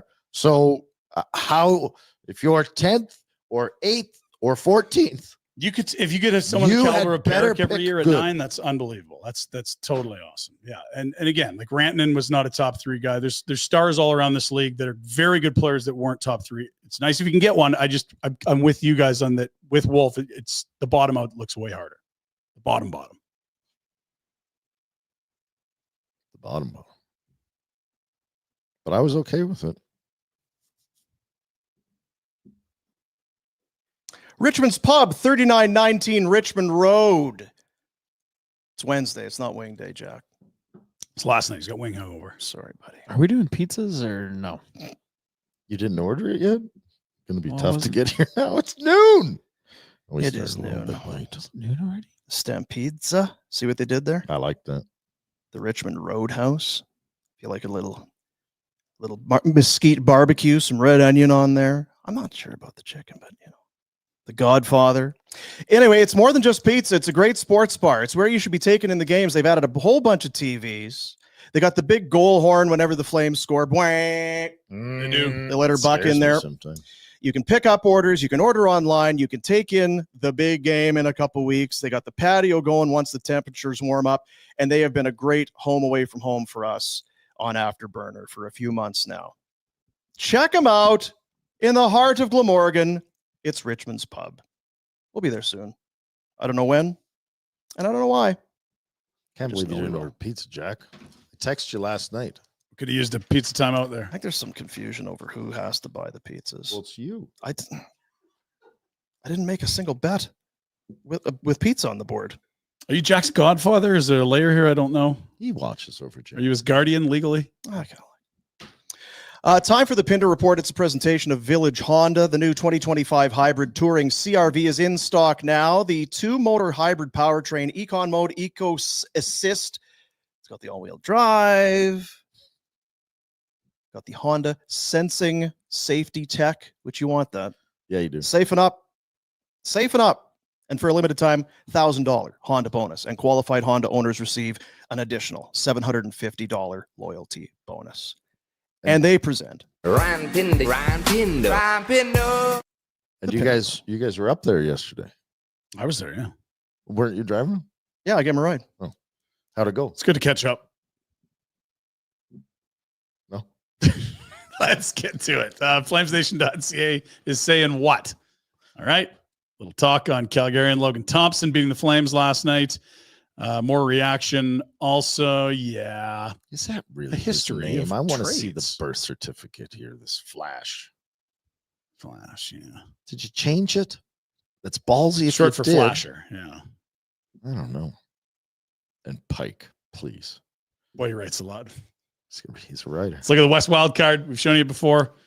1 point separating the Canucks from the Flames in the final wild card. Calgary suddenly has 3 games in hand on Colorado also with only 5 back. Canucks in action against Nashville tonight. They've got Dallas coming up. Calgary, meanwhile, has got some teams on the outside of the playoff picture looking in. Here's your inverse standings. What are they chasing if things don't go well for the playoffs? You're doing this? Well, they're 4 points. That's what it is. They're at 55. The Islanders are at 51. They'd pick 10th. They're in a playoff spot. No, I know, but this is why the conversations that we're having. Parody. They're close to 2 different universes. It seems like playoff revenue and spring hockey at the Saddle Dome and a top 10 pick couldn't even be that close. It's 4 points today. The gap, wild. Points, what about points percentage wise? Maybe that's what we need. Maybe we need points percentage. I can't turn the points percentage one upside down as easily. Schedule looks like what, Jack? What do they got coming up? There it is. Ducks. 6 weeks off for the Four Wings, Nations. Kraken. These are 3 teams below the standings in the standings. Ducks were a handful. It's the Zeri injury revenge game. Maybe tomorrow. Oh, yeah. What was his name? That prick. He's a dirty bastard. Helson. It's finished. Right shot defenseman. You got to turn it. College guy. Stinking rough. College guy. 12 penalty minutes. Detroit, better of late. They'll visit Calgary. 1 game road trip. It's a stretch of 6 and 7 at home. They come back for a much harder 3-game set. The Leafs, the Avs, and then the Kraken before the 15-day break. It's a lot of days. A lot of days. Ducks have won 3 in a row. They're rolling, Dean. Now, Dean, can I ask you a question? Dean, look at this. Hey, Dean. just wait, because I'll forget. Mhm. Back in the day, like the last couple of years, didn't they go into the break? Do you remember they used the All-Star break? CBA mandated break thing? Yeah, Yeah, in the the week-long thing. CBA. Yeah, Was that yeah. a positive or negative? Didn't they think we've always seen come out of it both. the worst? I think they went to shit, if I recall correctly. Maybe I'm going back too far. This break ain't like those breaks either, but yes, this is a. You can put on a lot of weight at an all. I was going to say you can do some damage in 15 days. Be bad for me. Ducks have won 3 in a row. So of the Wings, they're both kind of rolling. I don't know that means they're good or not. Okay, and we had an incident in the NHL last night. A noted pugilist, Mark Stone. Thanks, Mark. He injured Miro Heiskanen, Boomer, and immediately pointed that out post game. He's not a dirty. It's Rupe Hintz who goes after his skate. I believe it's Hintz, and then he. Not good for Dallas. I know that. Fortunate play. Not great. Yeah. There's no ill intent, though. I don't think Stone's that kind of guy. I don't think so either. In other news, Connor Bedard, very good at hockey. Did you see this gorgeous sequence? I enjoy the zip around the zone, fake the drop pass. He's been measuring everybody, the entire shift. Male flot. Yeah. Oh my goodness. Yeah. That's Get out of here. This is so normal for these guys now. This would happen once a year in the 90s. It's like every night someone's doing this. Oh, you're going to give me those? How many? 4 inches? Mail slot. 5? Stack your cell phones. 2 Oh of them. my God. Dirty.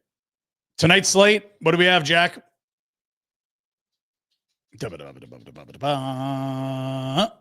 it is. Minnesota and Toronto. Kings facing the Panthers. They just played in LA a couple days ago. Flyers at Devils. Canucks obviously have huge interest to Flames fans, how they fare in Nashville tonight. Nashville, a little bit more respectable of late, but still cheese toast, Red. Oh, they're cheese. Oh, yeah, Big time definitely cheese toast. But there's a team that if they had played well from the start would probably be in this one. Penguins and Utes as well. Justin Bourne noted on Twitter today, hey, Boomer, does Utah have a team name? Not Yeti.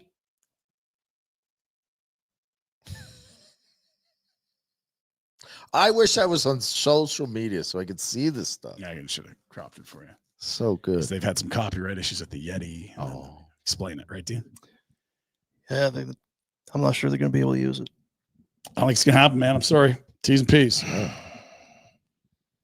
Hockey club's great. Do you have the Super Bowl veterans? It's really I good. don't want to. No, we'll Football's talk Screw over. that. Football's over. Lots of time till the Super Bowl. Football is over. The season ended. Yeah, football ended. Just Pro Bowl nonsense. Sure. Nobody cares. We're onto the bike guy. Yeah, Rhett, some footage came out from you and the Shoveler, your honeymoon. Wow. You traveled the world. Mm-hmm. That's love. Now, where are we here? This looks like Southeast Asia, maybe? Yep. Oh, yeah. Really zipping around. Why are you getting in that truck so quick? Get away, man. Now, is the glass already out? No. I mean, it's obviously we're trying to do this. They're trying to It's do it. quite a move. Head duck. Are you saying that this is They are all saying planned, it is. Dean? 100%. Like this semi coming by and almost hitting them? Oh my goodness. It happened to be filming Yeah. this corner. Because after this, you went to the big aquarium. Yeah, What aquarium love was it? aquariums. 'Cause The where was it? Stingrays. Different part of the world. Was it Sydney or? Yeah. So there's the Shoveler. She's getting in all interactive. Okay. Right. No teeth on that guy. He hasn't been back to the aquarium She's since. done with being a mermaid. Yeah. Call my agent. Then you get down to Australia to feed the crocs. Love, yeah. That's the best. Oh, yeah, that's a big boy. Big Al. Love you, Big Al.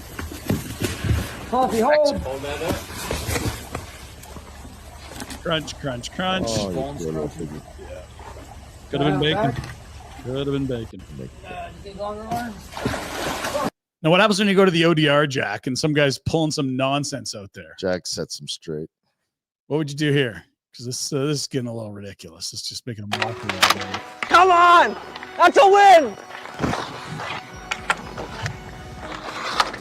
Nothing, buddy. Not fair. Nothing, buddy! Loser. Apple barber. That's Oh the. my God, Charlie Oh, Chan.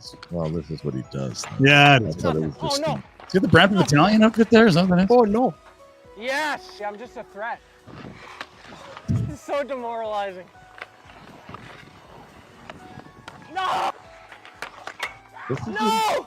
This guy sucks. Yeah, this guy doesn't get tired of it. Number 69, of course. No! Let's get some food, Jack. How quickly do you Holding think a stick, the world we couldn't record is get a for a goal, peanut butter I and jam blame sandwich to be Charlie. made and eaten? Okay, wait. What was that? World record. Yeah. PB&J. Make Yeah. it, eat it. Okay. I thought you meant like the biggest one in the world. Okay. It shouldn't be long. I don't think so either. 7 seconds. Okay, let's see. Guys, my name is Ryan, and today I'm going to attempt the world record for the fastest time to make a peanut butter and jelly sandwich. So, here we go.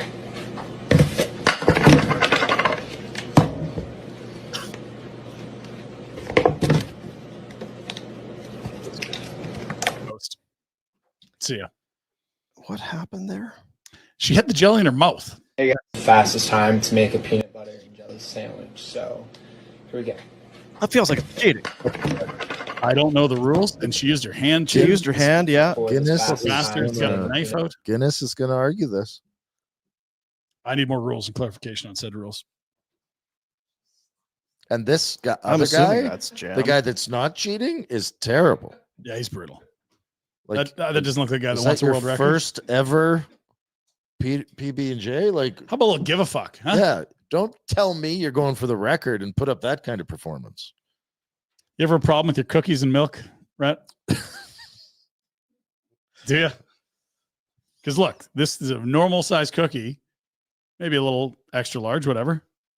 Is your cookie too big for your milk? Mm. Just make a cup out of cookie.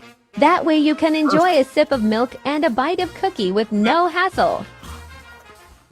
This guy's as bad as anyone else. Is that Bobby Germany? Wait.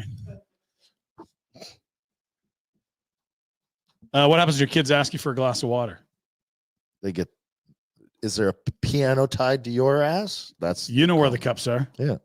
Some of these moms out there, I don't know. Before bed, my kids requested a glass of water, so I started by gathering jars of water that I melted down from freshly fallen snow. I placed them directly beneath the full moon to absorb the moon's energy before adding it to a pan over low to medium heat. To that, I added a few ice cubes that I made out of December's moon water before grating in some ice I harvested directly from a glacier. While that simmered, I chopped up some icicles I had saved from the winter of 1857 and added that in before straining it into a container and setting it aside. To my baking pan, I added some liquefied ice and my water spice and baked that at 750 degrees until it was fully melted. While that baked, I blended up some ice I gathered while summiting Everest last weekend. I strained everything into my glass before adding a bit of ice for garnish, removing any impurities, and then gave it a quick taste test before giving it to the children. They know where the cups are, I guess. Is there a piano tied to your ass? Clarified ice. Liquefied ice? Yeah. Liquefied. Probably clarified too. Yeah. Last December's moon melt. Yeah. And organizing your fridge, something that's important to do. Get a lot lost in it. This is organized.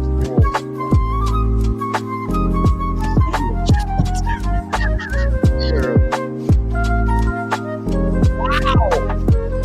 Look at all that thing. That dialed. Yes. That's how my fridge should be, Shoveler. Come on. Very organized. Are you an archivist? A librarian? What do you do with leftovers? Do you have a leftover? Yeah, you get a leftover binder for sure. Yeah. That's a nice selection of cheeses. Mm-hmm. Like that pickle. I'd make that sandwich. Jeez. Is it the Dagwood that you put the chips on? Dagwood doesn't need to have chips on it. It's just the long hero. What's the difference between a hero and a Dagwood? The meats. So what is there a term for? I don't know that there Pittsburgh is. has the French fries.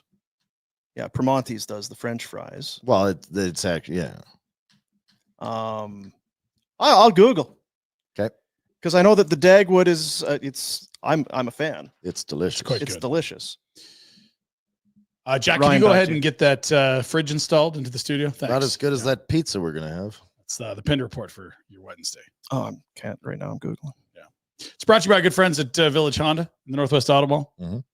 Also online at villagehonda.com and your dealership for life, Rhett. Didn't you used to do a hand signal for that? Faux life. That's not around anymore, is it? The Association of Wrestling? Yeah, just gone. And a comic book, Dagwood. That's right. Yeah. What do you Just feels like a lot of people are being real free and loose with their Dagwood here. just declaring it a Dagwood? It's like or it's I put this on my. Then it's not a dag. I mean, come on. What is the Dagwood? Is it a catch-all or is it a specific sandwich? It is a specific one. Freshest Dagwoods. No. What makes a sandwich a Dagwood? Layers of cheese, meat, tomatoes, lettuce, and anything else you might want to add? That feels like a catch-all. Yeah, I think they're full of just shit. a sandwich then. Full of shit. Well, I just know you could. You'd go to some place. They would have a Dagwood that was different from a assorted sub or a cold cut combo or that sort of thing. I'm gonna have to put some work. When you open your sandwich shop, will you call it Dagwood? Oh man, I was making sandwiches the other day for the kids. I've kind of got them onto sandwiches now. Like, you want some soup sandwiches? I was thinking about it. It's like, what if I was in the line right now and I got all slices of bread, doing the mustard on this one, some pickles. Got the pickles up. Sorted the lunch meats. How's are you single? Jack? No, but not. Oh yeah. I've 5 days of freedom. Yeah. What did you? I did Afterburner last night, and then I went home and did dishes. Hot. I thought maybe something better would have happened. No, but it's early. It's too bad. Would you like some news? Some things that are happening out there? Is there news of the day? It's not really breaking news. Oh, it's a pike bomb. Ryan Huska has announced that it is week to week for Kevin Bahl. Oh, that's not ideal. Not ideal. Huska? I mean, week to week. That means he's back after Four Nations to me. Yeah, I was going to say there's probably only 2.5 weeks till. When is it? The 12th or the 14th? Saturday the something. You got 2 weeks. Yeah, 2 weeks. Saturday. So I mean, the I got Flames sked. Day planned. The 15th is their, where's the 8th, their last game played. Jeez. They play tomorrow against the Ducks Saturday. So they've got 6 games prior to the break. Yep. That's a lot of hockey right there. So he's going to miss the next 6. And then you hope he's back for their game on what, the 23rd You know what is their first sucks one for back? him? 23rd. He'll want to play. Here's the thing. This is veteran. Savvy. This is veteran savvy. Can you scroll down there, Dean, a little bit on your calendar there? Up. So yeah, sorry. That's right. Yeah. Seattle's that last game before the break, right? Yeah. He has to play that game. Because if not, he's on the injured reserve and they can keep him here. No break for you. oh, Connie wouldn't do that to him, would he? But I'm going to Turks and Caicos. No, you're hurt. Sorry, kid. Haven't played. But I'm going to Parrot Point and That right there is Peru. veteran savvy. That's what I'd be explaining to Kevin Bahl right now. wow. Yeah. Listen, we got this trip. That's a red bomb is what that is. Listen, hurt bag week to week. Listen, Get your ass back for the Yeah. 8th. Yeah. in no uncertain circumstances can you miss that Seattle game. You're screwed if you do. I know you got the penthouse that place in Cabo, but on the flip side, good news for Drew Doughty. He's been activated off the IR. Son of a gun. Gregor said yesterday, 3 to 5 next 3 to 5 games will be in there. He'll have things to play for. Yeah. Do you think he cares? Yeah. Or feels like a guy that likes wearing the maple leaf. Okay. He said he did. Yeah. Well, if he said it. Yeah. And look, if he's played 45 games already, he probably cares. Do you less. know what? Stop hitting him. What McDavid said about it? What did he He's say? really looking forward to playing with Sidney Crosby. You know what Crosby said? What? Trade me right fucking now. 4 nations face off. Every That- commercial I turn on, he says it. 4 nations facing off. Sheesh. Yeah. Treat me right fucking now. Please. Sidney Crosby. Brandon Saad clears waivers off to Springfield of the American Hockey League. Oh, he'll be a good leader down there. If you want Brendan Saad, now is the time to call, not yesterday with the waiver claim, because now you can say, hey, Doug, I'll take a second with him, or eat $2 million and I'll take him. Yeah, maybe take somebody else a contract Yeah, off so our you're- books. now we're type talking. deal. Yeah. And Philip Grubauer has been put on waivers by the Seattle Kraken. That's the worst decision in franchise history until the Chandler Stevenson one. He is they're making, stacking him up. They are. $5.9 million Only what, 3 years left on that? end of the 2027. Yeah. This plus 2. Yeah. His last win was December 30th. 2023. And they went and paid Decord this year. Like Yeah. they're just saying, this is our guy. We're going to pretend Grubauer doesn't have a salary and he's a backup. Yeah. You can't even do that right now. Apparently. So they put him on waivers, you say? Waivers. Gruby. Avs kind of dodged that bullet, didn't they? Weirdly, it felt stupid that they. What are you doing? You finally got a goalie. You finally got a goalie. What are you And doing? then they win the cup with Kemper the next year. Maybe these guys know what they're doing. I guess so.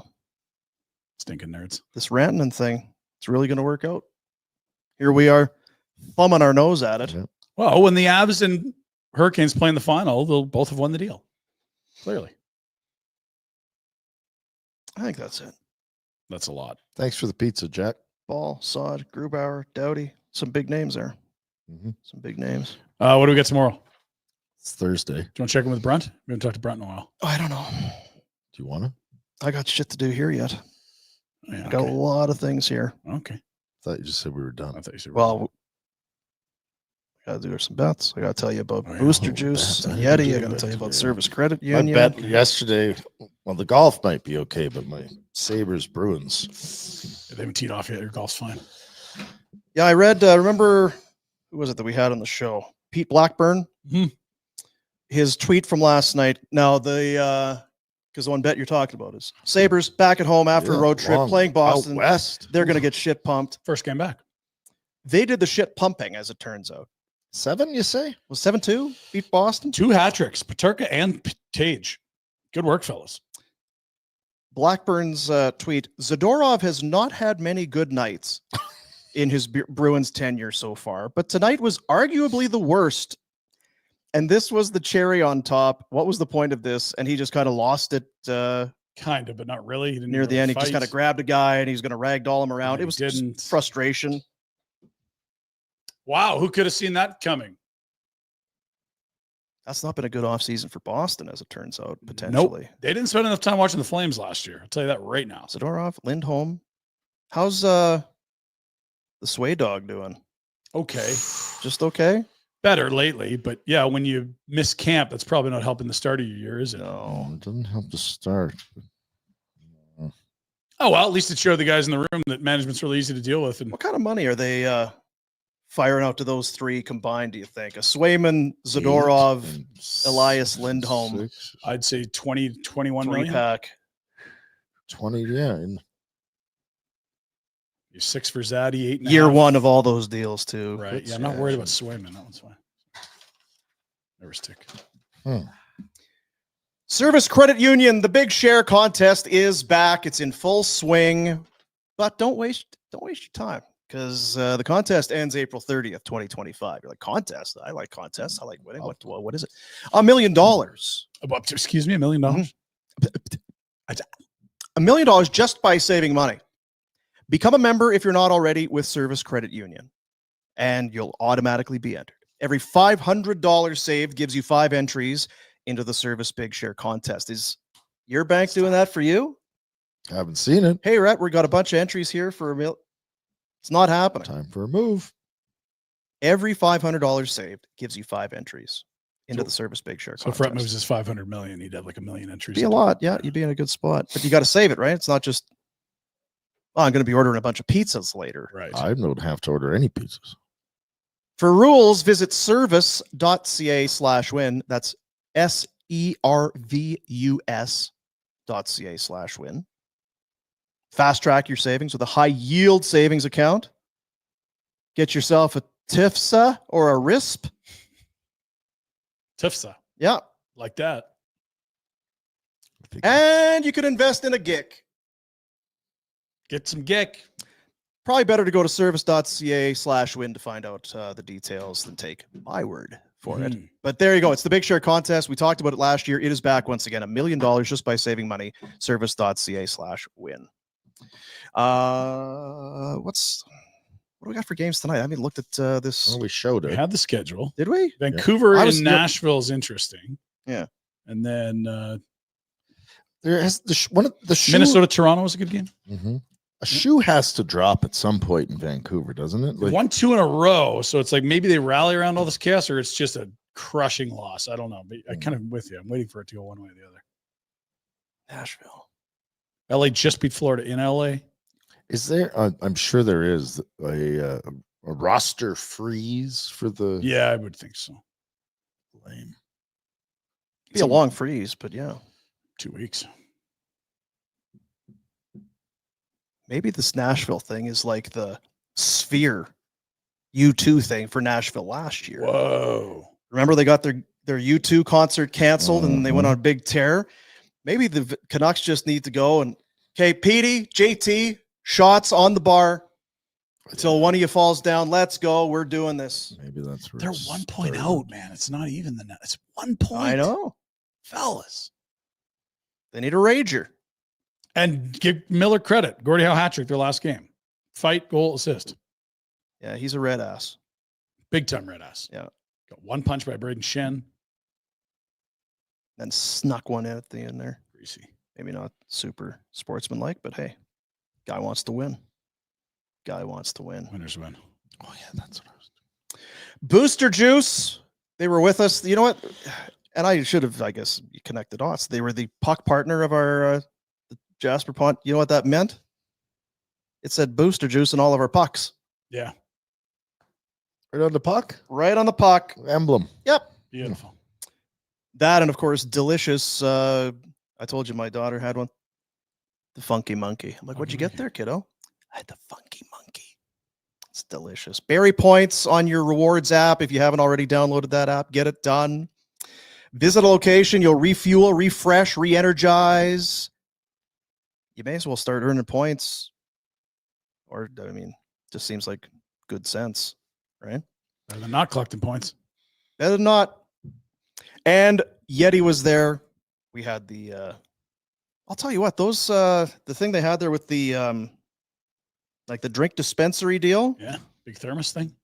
It was not freezing cold, but it was cold. It was below zero, Yeah, -6, -8, minus. yeah. I went in the middle of the afternoon, still piping hot was the hot chocolate. You don't say. Yeah. It knew hot. It knew how to keep it hot. So it had the hot cooler. That would have been the bigger challenge in that scenario. Yeah, the cool Because it was ones. colder outside, and then it was like, I got to do some work here. You can't call it hot chocolate if it's not hot. Come on, guys, let's really do this. They did well. Those are the two Yeti coolers side by side. Talking to each other. Yeah. Can I have that Yeti cooler? No. We all want it. It's an arm wrestle. I'm red's my favorite color. Bad Yeah, shoulders. it's everybody's favorite color. Yeti has their new barware out. They got the cocktail shaker, the shot glasses. For Pedersen and Yeah. Miller. I was also looking. They've got some Valentine's Day stuff too, Dino. Mm-hmm. Which Oh yeah. nothing says I love you if you're Elias Pettersson than presenting JT Miller with a thermos with your name and number on it. That's right. They got the AI there on their website. I want a surfing donkey coming right up. I want Mahomes making out with an official. Let's go. Not sure that's there. Okay. Not sure that Why? works. But Yeti.ca is the website. Just insider, I could tell you as a member, if you sign up and you're a member on Yeti, free shipping. Really? Yep. Crave the cold. Extend your ice time with hard-hitting gear that's built to honor the toughest sport on earth. Hashtag crave the cold. Hashtag built for the wild. And it was. Yeah. And it is. Jasper's the Wild. Yeah. Did great out there. Very wildernessy up there. No question about it. Wildy. Very much so. So I grabbed we've got some super chats to do, and I grabbed some comments that we can kind of get into, but we'll start with our super chat. What is a super chat? What's that all about? Well, if you have a comment inside the YouTube chat and you make a small cash donation, we will guarantee that comment is going to be shown on the show, and we'll take that dough and give it to the youth centers of Calgary. So we do have some super chats that came in early and often. Again, I feel like we're doing a really good service here. It's for the kids, Dean. It's for the kids. Let's take a look at what we got today. The old super chat line. Ken $2 says, call Conroy to be the third team involved. I'm not sure if that's a specific deal or just in general. Yeah. Hey, that's what you use cap space right there. Be a bank. If you're going to give somebody a second or third rounder to take some dough, well, make that us. Yeah. I'll be your Huckleberry. That's what he should say. Thanks, Ken. Thanks, Ken. $2. Jeremy with a 10 bone. Did you guys have coffee today? 3, which probably explains a bit. Yeah, we're all well caffeinated, I think. Every day. Yeah. You said too many. The old percolator. Yeah. It's getting overworked a little bit. That percolator's getting old too. It is. That it still is operational and works. It's good on you. Good percolator. Paul Wirtz says, here's $10. Hey, fellas, love watching the show while I'm hauling oil. Don't worry, I'm a professional. So I can drive and watch at the same time. Also, Pinder, leave the Trump impressions to Boomer. I don't know what he's talking about. Can you do just I don't spend so much time working on it. Be proud of it. I don't really do any Trump. Just press a button and that. It's like Gillis says, it's all just your hands. You just got to, when you're talking, you just have to kind of do this sort of thing. And then whatever that is, it's great. In fact, it's the best. It's the best it's ever been. There won't be anything as good as this ever. That's yeah. But if it's bad, then it's the worst. It's the worst. I've never seen it this bad. It's never been this bad. It'll never be this bad again. He's kind of bang on. Yeah, he's kind of bang on with that. Gross. This is SEK. Is that Swedish kroners? This is 50 of some denomination. Jack, find out what an SEK is. Is that crypto? Just says Pinder, never change. Is that the Trump Trump coin? Swedish dollars. I knew it. Any guesses? Swedish kroners. How much Canadian dollars this is? I'm saying that I say it's $12. Right? I don't think it's a lot. 4. $6.55. Yeah, Cheap bastard. Take it. It's for the kids. Do you feel like I'm changing, or am I just as stubborn as I've always been? I don't know if I qualified to really need to Next. comment on that. Next. There's no more? That's all the super chats. Okay, that's all the super chats, but I grabbed some others. Dang it anyway. This is again, you could have You could have donated, but you didn't. But we'll get you on the show. What else we got there, Jack? Sorry, you got him called up. Did Boom get stabbed yesterday at the Kijiji meetup? I did not What get is this. I did not get stabbed. If anyone was, I was. You're ready to. I was in the position to do the stabbing. It was an older gentleman who was not gonna. You weren't going to take no guff. Yeah, he wasn't gonna. Did you close the deal, or was it a standoff? Or he tried to. Now again, I had the price online. He jimmied me for 20 down. I'm like, you've already jimmied me. When can you be here? I could be there. Okay, you know what? We'll make this. Sure, sounds good. We'll swing a deal here. So he was, he's posting. Here's 20, 40, 60. He's like, you tell me when that's enough. I'm like, yeah, I will. Don't worry. 80. He's like, boy, I drove so far to get here. Is there any way? He slammed the door in his face. I did one of these. Push him off the stairs. That's a good face. No, that's 80s. Not this one. It's one of the best deals he's ever seen. Not this one. Let's go. So no stabbing. So you could have bought pizza.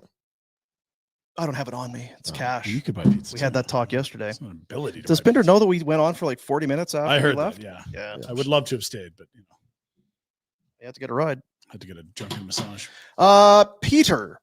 My mom is 82. She's getting out of the hospital from what might be dementia. She's a big fan of the show. Thinks it's the real Daryl.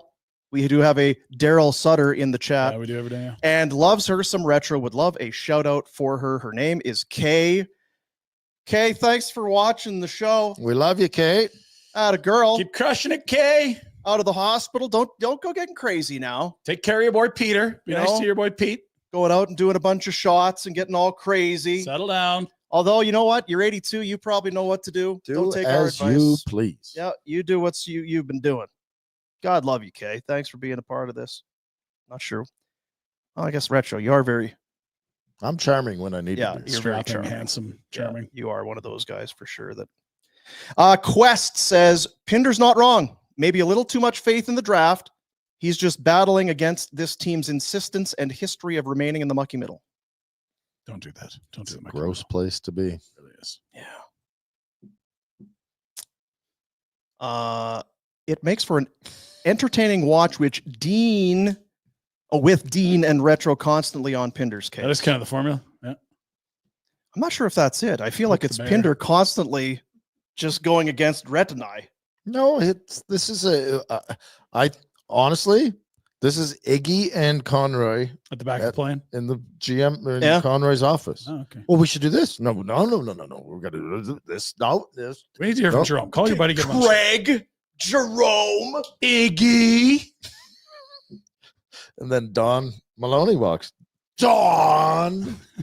Oh, Don. Deloney. Call me the Donald. 5 points. It's 1 point a month. Jerome. Danny. I agree with Rhett. Dan. If Wolf is what we think he is, good luck getting into the bottom 10. It won't happen. Kipper kept this team from bottoming out for years. You just have to deal with what you have. You'd love him to be Kipper. That'd be great. Now he's no good. If that's a subtle undertone. Oh of- no, it's oh, not. out. Kipper's a Hall of Fame fringy type. Be that guy, please. Please be Kipper. What's the other side of the argument, Rhett? We sit in the middle and lose first round for the next 10 years? Is that the goal here? Thank you, Canadian ape. Canadian ape. I'm confused. What's the other side of the argument? You had your score just so you can get pumped every year. That's his point. He's saying if you don't want to Bottom out a little. bottom out and finish it, like have top picks, then what's the option? Well, I the think- option is to add someone and score more goals and. When make he's the saying playoffs. that'll do Dominate is get you Edmonton. into the first round and get you bounced. Well, I think that's and so you can miss the playoffs and finish 13th. Lose your Yeah, pick. it's all That would kind of suck. in there. I mean, it's not. I didn't say sell every the farm. It's the very You know what? The kernel fact that that you started the whole conversation. It's not I want to make the playoffs every year but be mucky middle and lose first round. It's not I want to be dead last and have a bunch of picks that don't turn out. No. It's So what do you do today? Yeah. as we go into February of 2025 and you look at this team, what it is today and moving forward, and we talk with Dustin Wolf and with what you've got. What are you still bad enough to be in the top 10? The challenge is, are you a middle of the pack team? Can you make a draft pick? There's 3 outcomes. You make the playoffs, you finish in the bottom 10, you get to use your pick, or peak pain, which is not making the playoffs and having to move your first round pick to Montreal. Everyone can live with A and B. Yeah. And we are scared shitless that C is coming right at us. Is that not fair? That is fair. Because you're like, look, if they try hard and they go on a skid, you're like, and they get in, you're like, look, they work their asses off, proud of them. But it's selection 12 goes to Montreal as part of the Scene Monahan deal. And it's a Monahan deal. God, no. Oh, Tree, you're killing us. Yeah. Conroy should wear an FU tree, but if goes up to the draft. I wanted to get some hashtag blame Triliving shirts made for the draft. There's no more left 2 years ago. Yeah. I'm not sure that would go over. Is that it? We got a couple more? Is everybody? I think this might be it. We get to Pinder, did you get a massage? Yeah, I did. Yep. While single parenting. No, it's before they're out of school. Okay. It's serious hot lap. It was massage, car dealership, pick up kids at school. One kid wasn't there. Hunt for the kid for an hour. Oh, I love when they go away. Kid wasn't there. Yeah. Wow. Kid that takes 10 minutes to go to class every day, sprinted out of the door as the horn ran and was not to be seen. Keep Likes your toes. attention, eh? The other one does, yeah. Weird. Big Brain.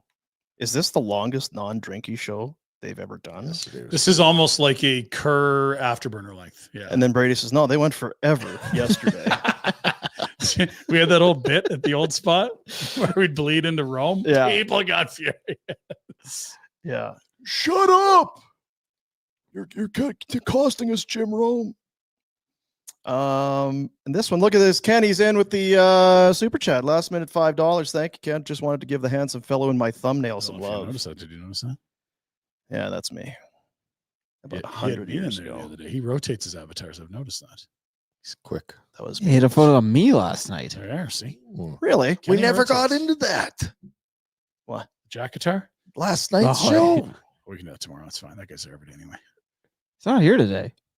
No, Oh, yeah, kidding. because you He's- offended him. He's outside with a Because I offended him. Whoa. rusty shank. Yeah, Guy's he's got been some. steaming since you aerated him on Afterburner Yeah. at Richmond's. He's got some rifle Spin with that onto a me. with a scope on it, sitting at top of Original Joe's, I'm waiting for going you to up leave. The back door.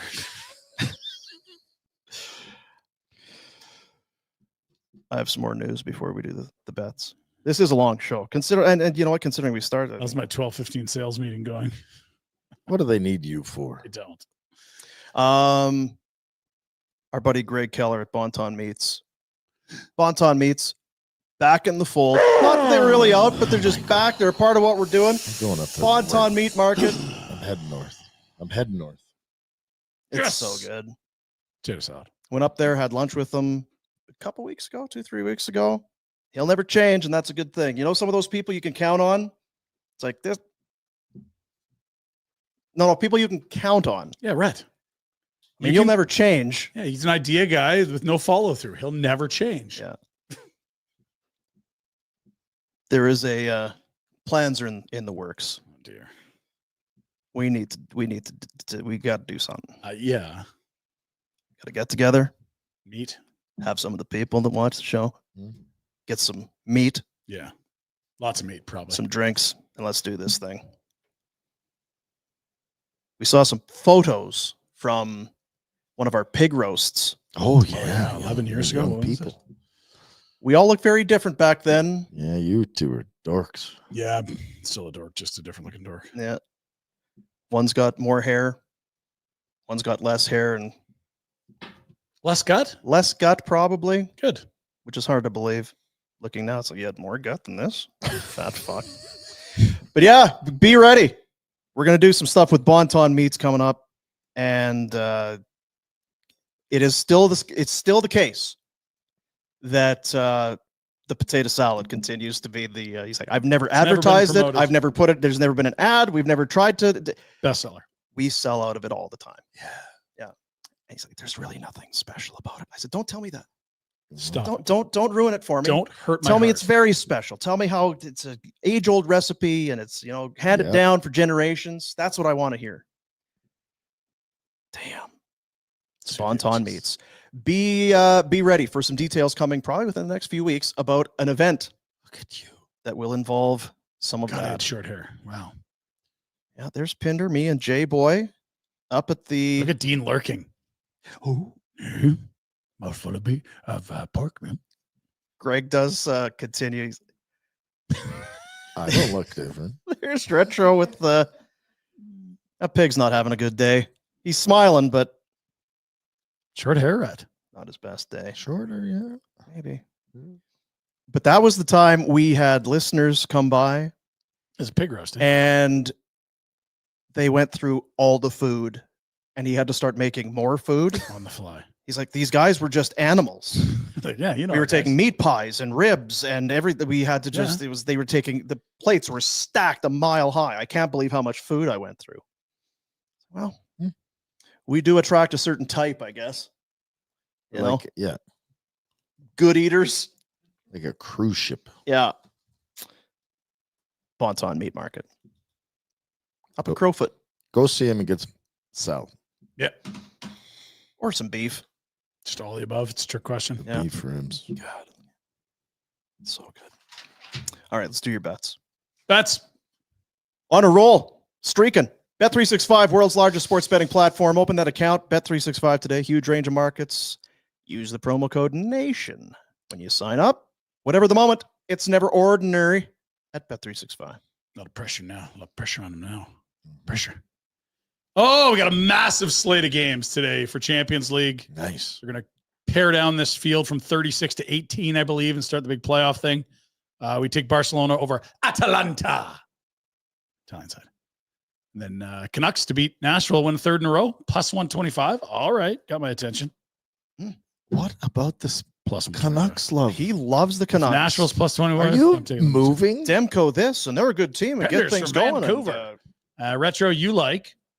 Well, we shit talk the Penguins and how terrible they were. So I'm going with karma. They're bound to come through in Utah. Go Pens. Now that's not necessarily a Penguins because it's plus 1.5. Yeah, well, still keep it respectable. That's a really, really wimpy bet. Minus 220. Yeah, it's really not much of a bet at all. You ever want to turn $5 into $7.75, boys? Follow me. Sorry, all you big units out there. No, I mean, if Rhett's put a couple gur on it, I'm down. Oh, come on. Look at Jack. Not even Jack. Jack, you gotta cook us up a 15-leg parlay tomorrow, all right? Let's I go. can. Because is that even like supporting the Penguins? No. It's like they'll probably lose. They just won't Yeah. lose. They'll lose by You one. know what? Yeah. Screw you. All right. Thanks, Rhett. Thank you, Rhett. I'm not going to use any of my winnings to buy you pricks pizza. I'll Pizza tell you tomorrow, that. guys. Oh, pizza. It should be here in a Can't minute. wait. Yeah. Delicious. Can't wait for the pizza. Starving. Tomorrow's Thursday. We'll do a show.